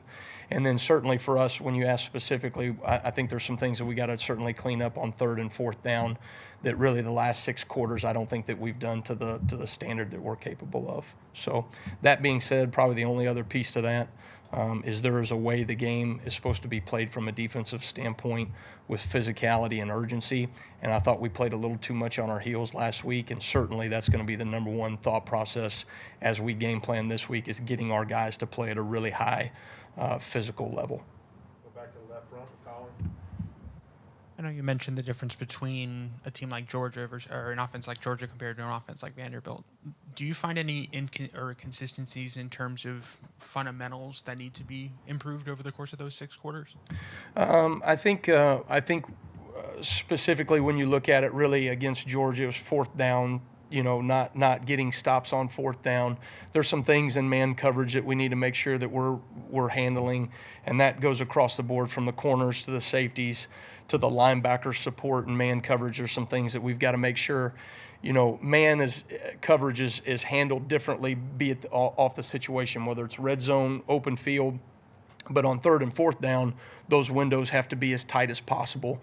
And there's some things fundamentally that we can keep working to clean up. We have shown those things.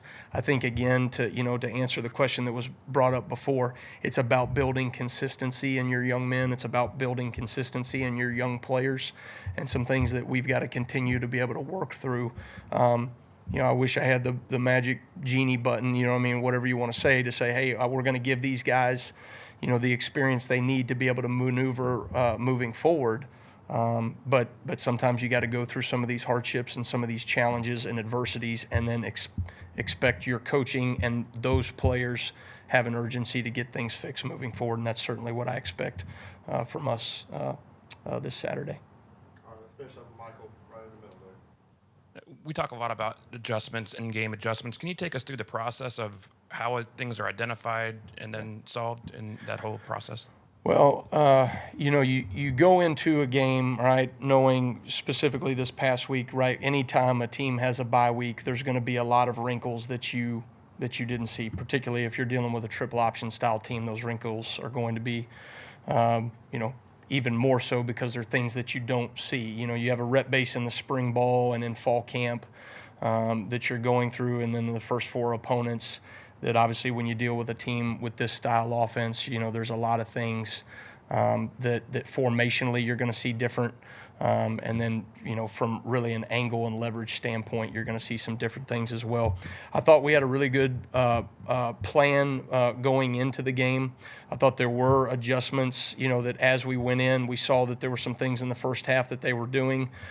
We waited a couple of series to make sure that we're seeing things, properly, made small little tweaks and adjustments and calls.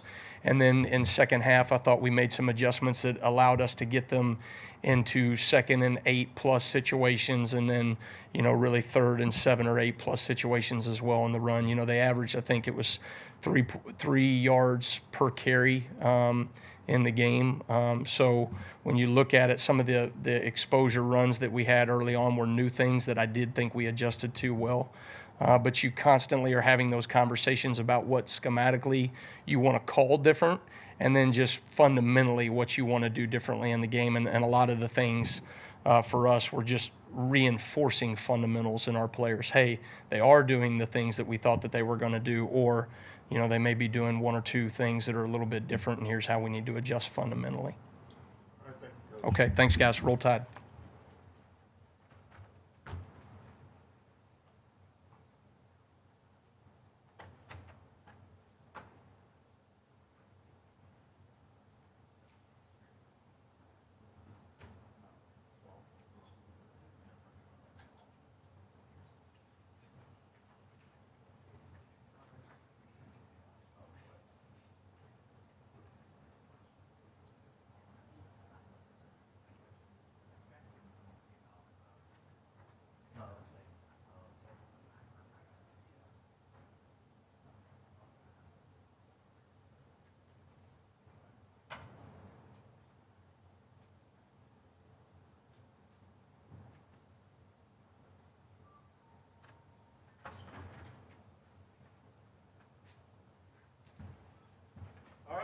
For Coach Sheridan, we'll go ahead and begin with questions right away.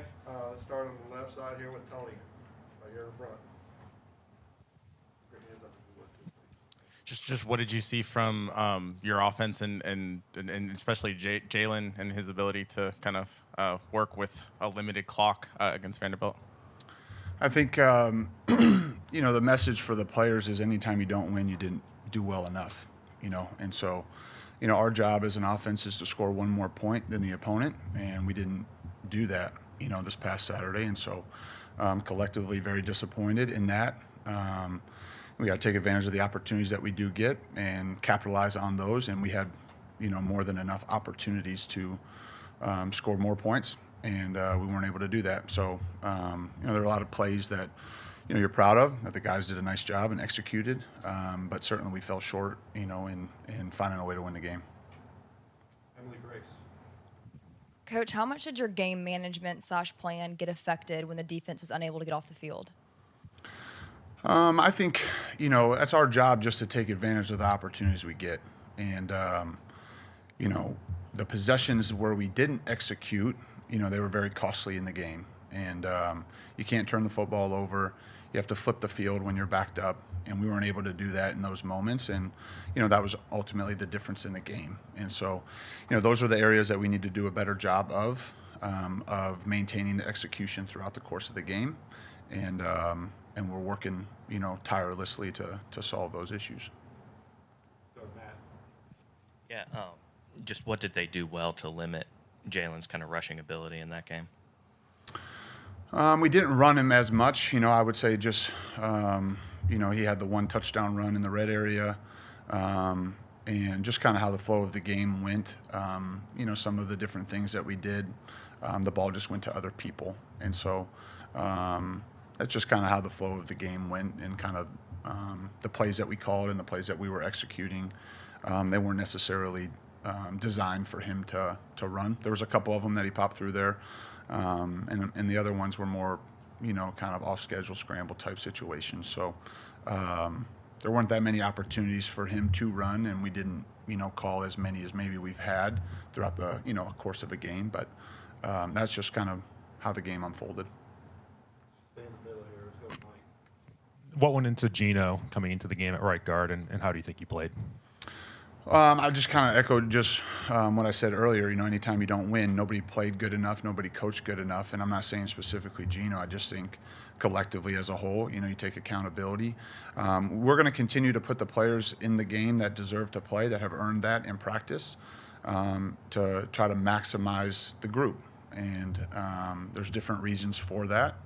And that's why. And so we thought Gino deserved an opportunity to play. And so he went in there and like the rest of the group did some nice things, but obviously not good enough collectively.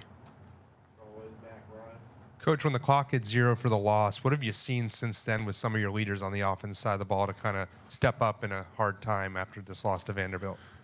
Well, we'll see tomorrow more specifically. Obviously we had a chance to be around the players yesterday and on the trip back, and early impressions were they were outstanding. And I think it reveals the character of who they are, which is excellent. And certainly, the week of prep will continue to give them opportunities to lead in the way that I know that they will. And so I fully expect them to respond and, continue to improve, learn from the errors and the mistakes, and move forward and be excited about competing this Saturday. Jump to the left side, Steven. Coach, there was an early, pick six in that ball game, but when Jalen came to the sideline, what was his demeanor like as you were talking to him talking to you, trying to flush that and move on? Well, I was up in the box, so obviously I didn't see him face to face, but certainly there was communication, and he was great. He was, able to be 1-0 and move forward, and it was the third play of the game. There was a lot of football left. I'm pretty sure we were able to respond and score a touchdown the next drive, if I remember correctly. So I thought his response was great, and he kept playing, and executed and did his job. So I didn't think that impacted him at all. Go to Alex in the left middle. Just philosophically, how do you think about time of possession, if that's a stat you even concern yourself with? And on the flip side of that, what do you think is holding back the running game specific to Haynes and Miller from having maybe more consistent success? I think the game Saturday was a little bit unique that way relative to running the football. We did put ourselves in a hole early, and we were playing a little bit of catch up throughout the game, and so we didn't get as many opportunities to run the football as maybe we were anticipating. Because I do think that there were some moments where we ran the ball well, and Jam had some good runs, and Justice had some good runs. It just kind of was the course of the game and how it was going. And so, I think that's a point of emphasis, to be more efficient and effective running the football. But I also know that, you have to do whatever's required in the game to try to score points and win. And each game can kind of unfold, a different way. And that's just kind of how the game went, on Saturday. So. Time for a couple more questions, starting left side of Colin. Hey, Nick, how would you assess kind of the progress over that Jam Miller, Justice Haynes have made over the course of the first 5 games? How have they helped your offense? Would you like, how do they kind of complement what Jalen Milroe in the past game is doing through the first 5? I think they've both been effective and super helpful in our offense, and I know that will continue to be the case. It's a long season. There's lots of football to still be had, and obviously, they both have had some great moments and found the end zone and helped us. There's no doubt. And I also think they're doing a great job without the ball as well.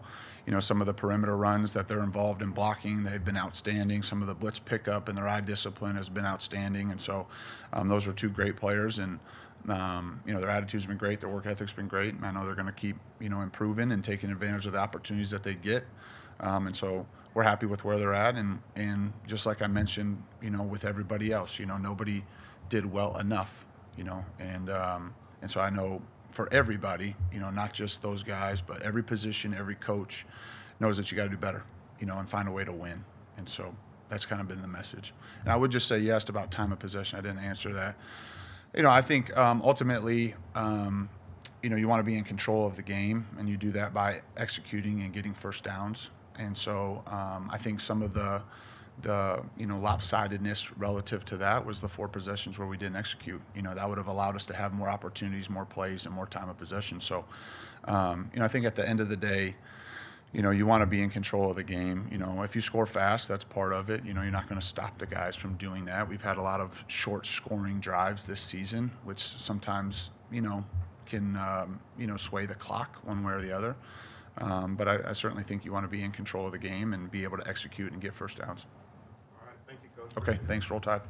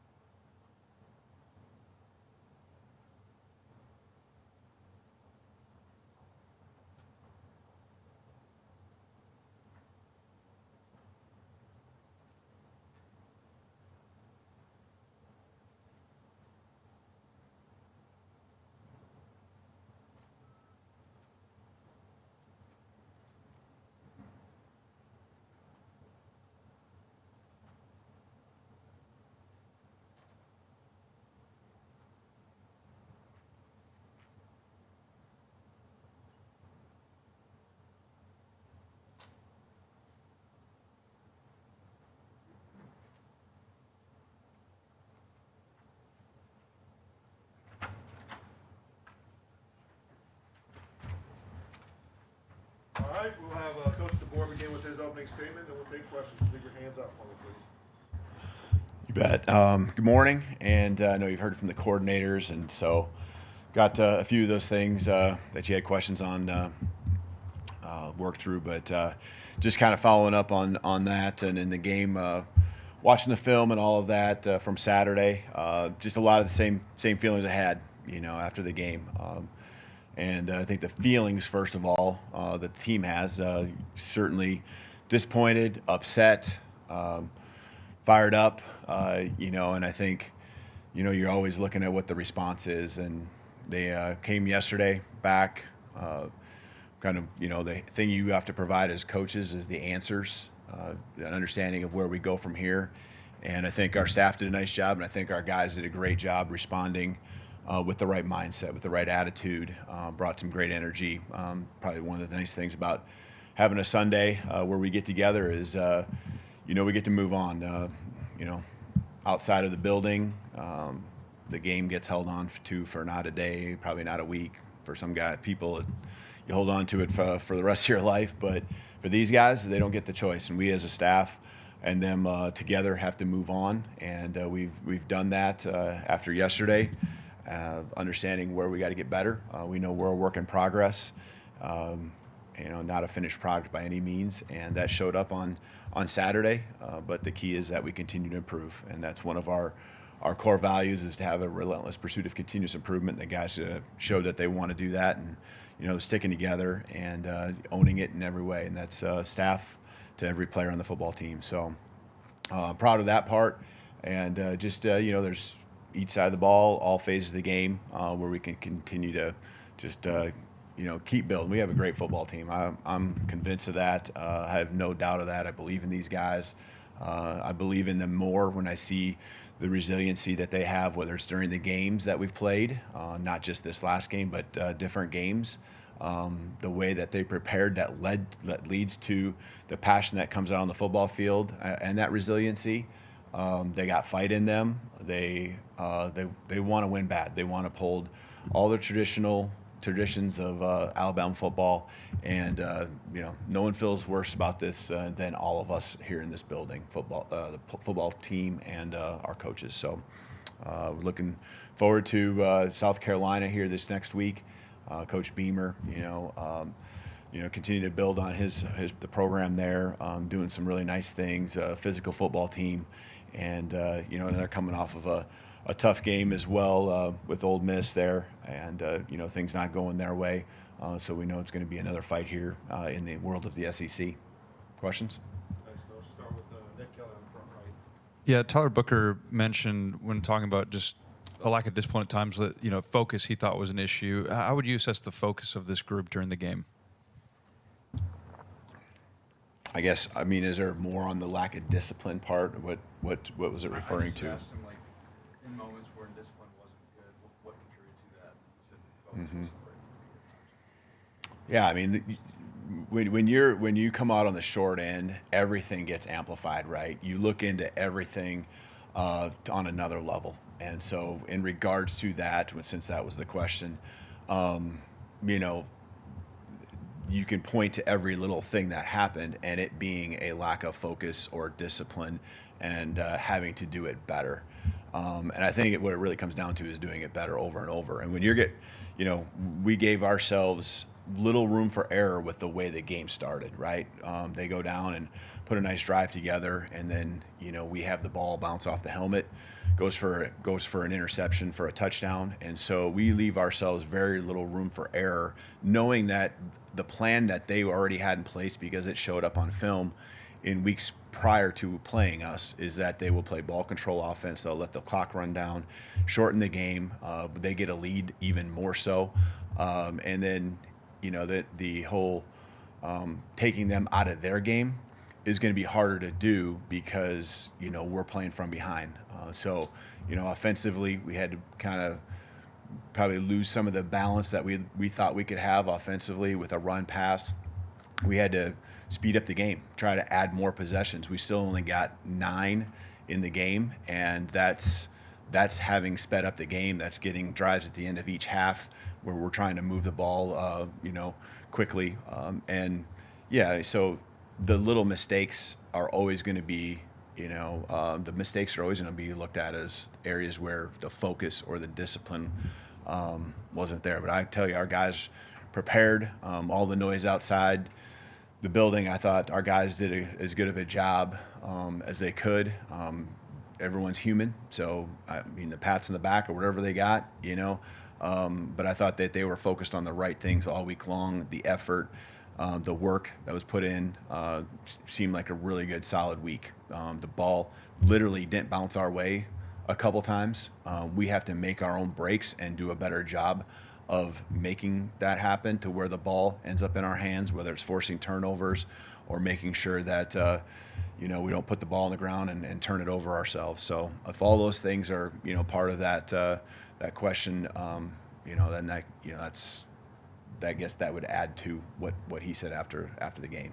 Book has a good pulse of everything that's happening on the team, and so I trust that, and we've had great conversations. The whole leadership group since Saturday, and I feel like we're in a good spot.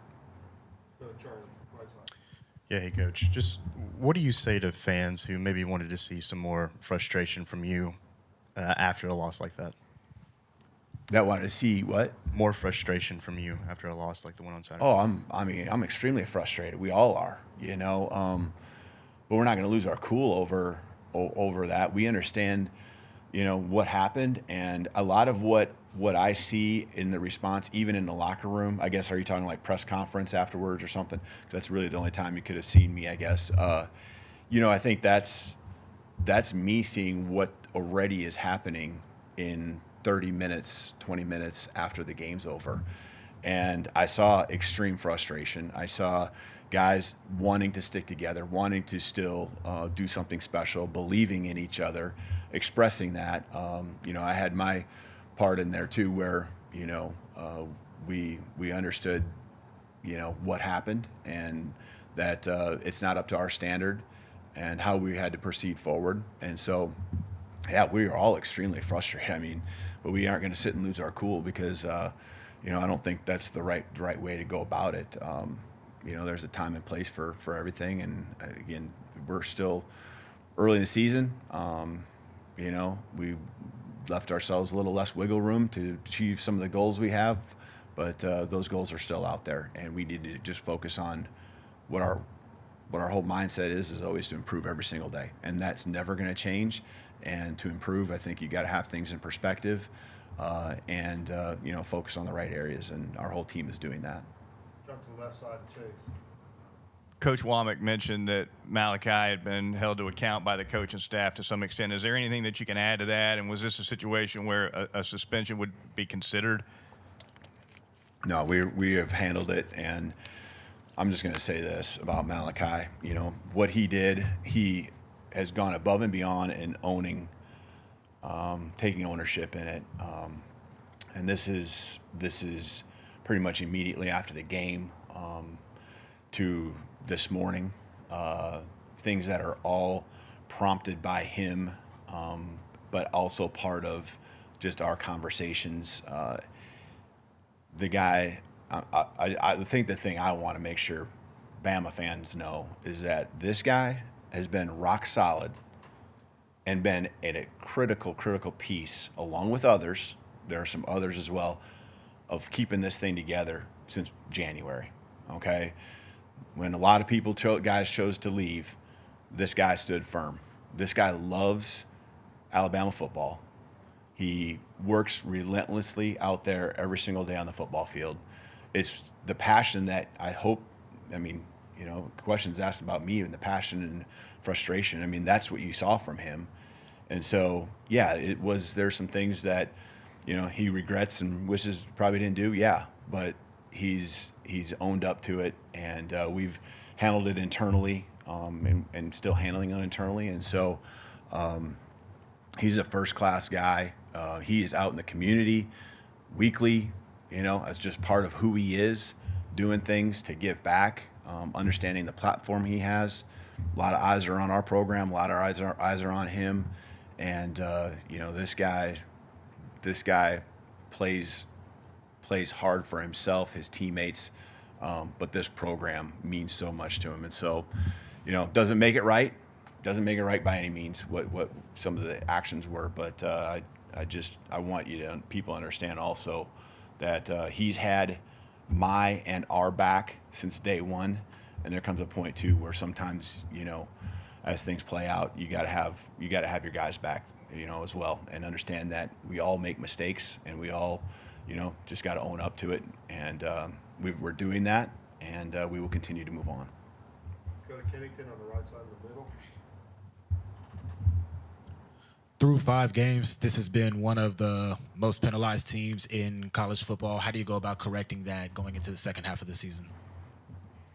Well, I think we were doing a better job even in the game the other night. Obviously, there was the 15 yards at the end, right? The penalties, I think, in the moments is probably the biggest thing. You know, and some of those calls are tough ones to have happen to you. You know, I mean, I'm looking at Q coming in and trying not to, you know, really hit the quarterback in an aggressive manner, but the penalty's there. You know, I mean, there's not a recklessness about it as he's trying to get after the quarterback. He's just trying to do what he's supposed to do, and you know, I'm trying to think of a couple other. I mean, there's going to be penalties that happen, and I don't feel like that was the major play in what hurt us. It's a part of it. Just like anything, I said earlier, when you do come out short, you end up amplifying everything. But I think there's execution and just things that we could have done better. We need to make sure we don't turn the ball over. We need to get the ball in our possession. So again, we always talk about those things post game in our follow-up. We did that Sunday. We talked about the penalties, and just continuing to make sure we're working and focused on on that. And you know, I think we had a couple games early, right, where the numbers really stacked up against us, and you know, that's not helping our average, I guess, per game. Again, is it where we want it to be? No. Is last week's game where we want it to be? No. But I think that was a small part of it. All those little parts add up, and that's why you get what you got on Saturday.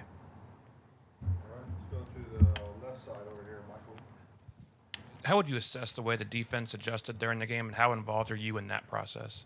Yeah, we're always talking, and I'm, you know, seeing whether it's you know, taking a look on the iPad or just you know, conversations with Coach Womack. I think the key with anything, and that's including our team, is that not overreact. understand exactly why what is happening, and you have adjustments built into your game plan. And so it might be, mixing things up, but you also got to make sure that you're just executing against what you're seeing. And sometimes it's it might be something a little bit different, and you just need to have another opportunity against that look with the call you made defensively too, just to be able to execute better. So, you're always going to look back. Again, everything gets amplified. So you're always going to look back and say, well, we could have done this earlier or more or whatever it might be. Offensively, you do the same thing. And so, I know we've had those conversations, not just during but after. And again, the worst thing you can do is panic. When we have a defense that has shown had a lot of success here, through 5 games, and there's just little bits and pieces of what we got to do. I mean, we really, in the second half, I thought we did a much better job on first down and second down. The game was a first down game the first half. They put themselves in better situations. The second half, we just had to do a better job of getting off the field on third down. Time for 2 more questions, starting with Ryan on the way. Coach, your coaching record's well documented, a limited amount of losses. For your first loss at Alabama, what's kind of your message? Is it back to the drawing board? You said don't panic, or do you kind of just stay the course? Yeah, that's exactly the words that I was going to say. Is you stay the course. That's what the message is to the team. Now, stay the course, right? But everything is always, just digesting what happened, having some perspective, and having the answers for the guys. That's what we have to make sure we do as coaches, so that we can walk away understanding what we can control, how we need to fix it. And just knowing that the next game, there's going to be different matchups that are strengths for us. There's also going to be different matchups and ways that an opponent attacks us. I'm not just talking offensively, but defensively.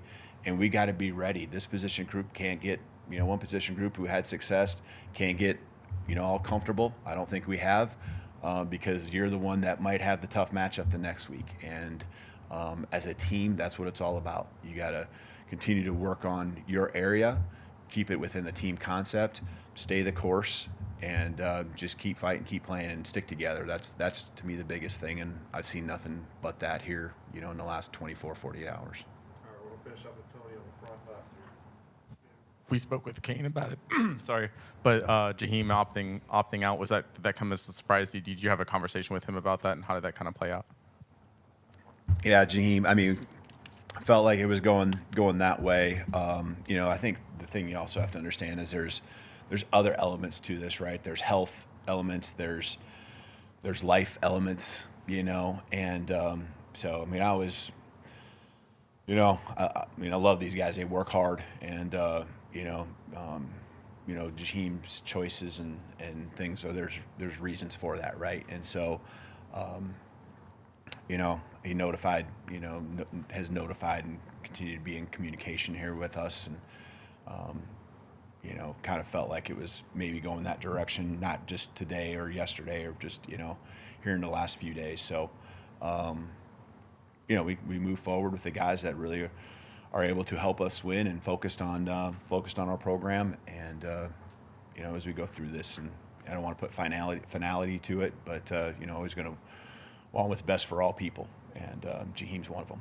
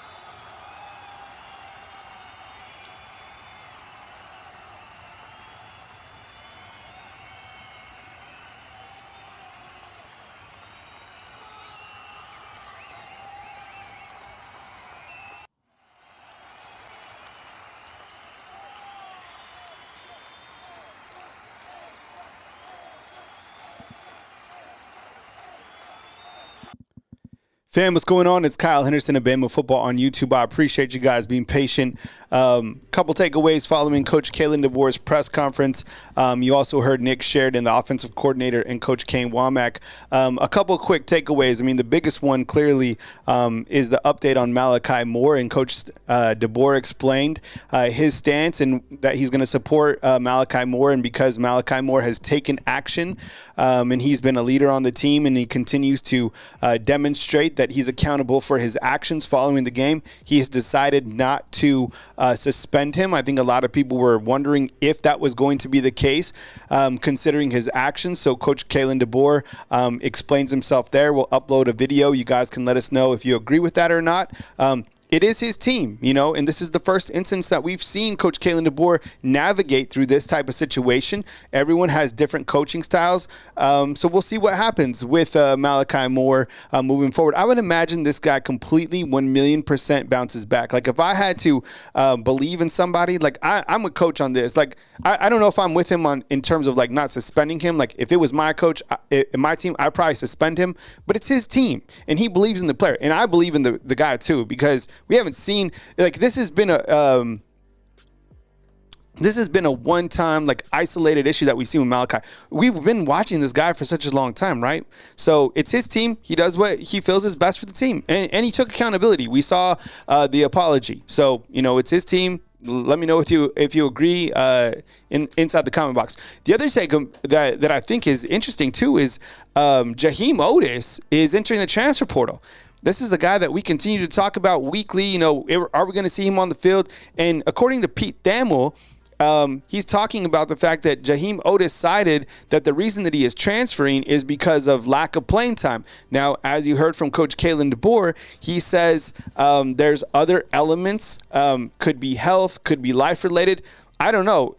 That kind of reading between the lines, you start to look at, is it like and I don't know if this is true or not. I'm just, the reason I say this is because, like, mental health issues are a reason some players are opting out or doing different things. For example, like Ches Malusi, the running back at Wisconsin, he's decided to opt out because of mental health issues. I don't know. Whatever the case is, Pete Thamel said is that Jaheim Otis told him that it's because of lack of playing time. Some guys aren't playing. And we talk about entitlement. And we talk about the long way of the season. Kason with the $100 super chat. Man, appreciate it, man. Thank you so much. He says, let's chill. This team has plenty of potential to learn from the loss and run the table. For all we know, this may be a thing they need to make every player and staff member step up. And another point before I close out, man, what a super chat. Thank you so much. The thing about being upset and showing frustration, because he was asked about why aren't you, more mad? Well, the thing about it, too, is like, there's something being like rationally upset, right? Like, there's just being like, kind of loose handle and being upset. But I think the more that you become, an adult, you handle your emotions, you're frustrated and you handle yourself, with a little bit more emotional stability, right? And, everybody's different. I'm sure this guy is under so much of a microscope, okay? So I'm sure he's pissed off. He seemed a little bugged today. We're used to Coach Saban kind of, ripping people. And, that's what we're accustomed to. But it seemed like Coach Kalen Deboer was upset today. I appreciate you guys being here for the show. I have a lot of work to do. I got to cut up the videos. I got a lot of stuff to do. You might see me on later on tonight because, it's still hot. You might see me tomorrow. But as news happens, I appreciate you guys in case. And with the super chat, man, thank you so much. With the buzzer beater 100 spot, are you kidding me? Case, you stay safe. And everybody else in Florida, stay safe. And if you are impacted by the weather, let us know how we can help you. I appreciate you guys for believing in the product. We've been streaming for 2 hours and 20 minutes, and we don't stop here because it's Monday. No time to continue to dwell. Let's turn the page. If you still believe in this team, hit the thumbs up. I got you covered as news happens. Follow us on our Facebook channel, which is Alabama Crimson Tide on Facebook. Of course, like the support on YouTube is overwhelming. So thank you so much. I really appreciate you guys. I'll catch you soon right here on Bama Football on YouTube. If you enjoyed the show today, hit the thumbs up, and we'll catch you soon right here.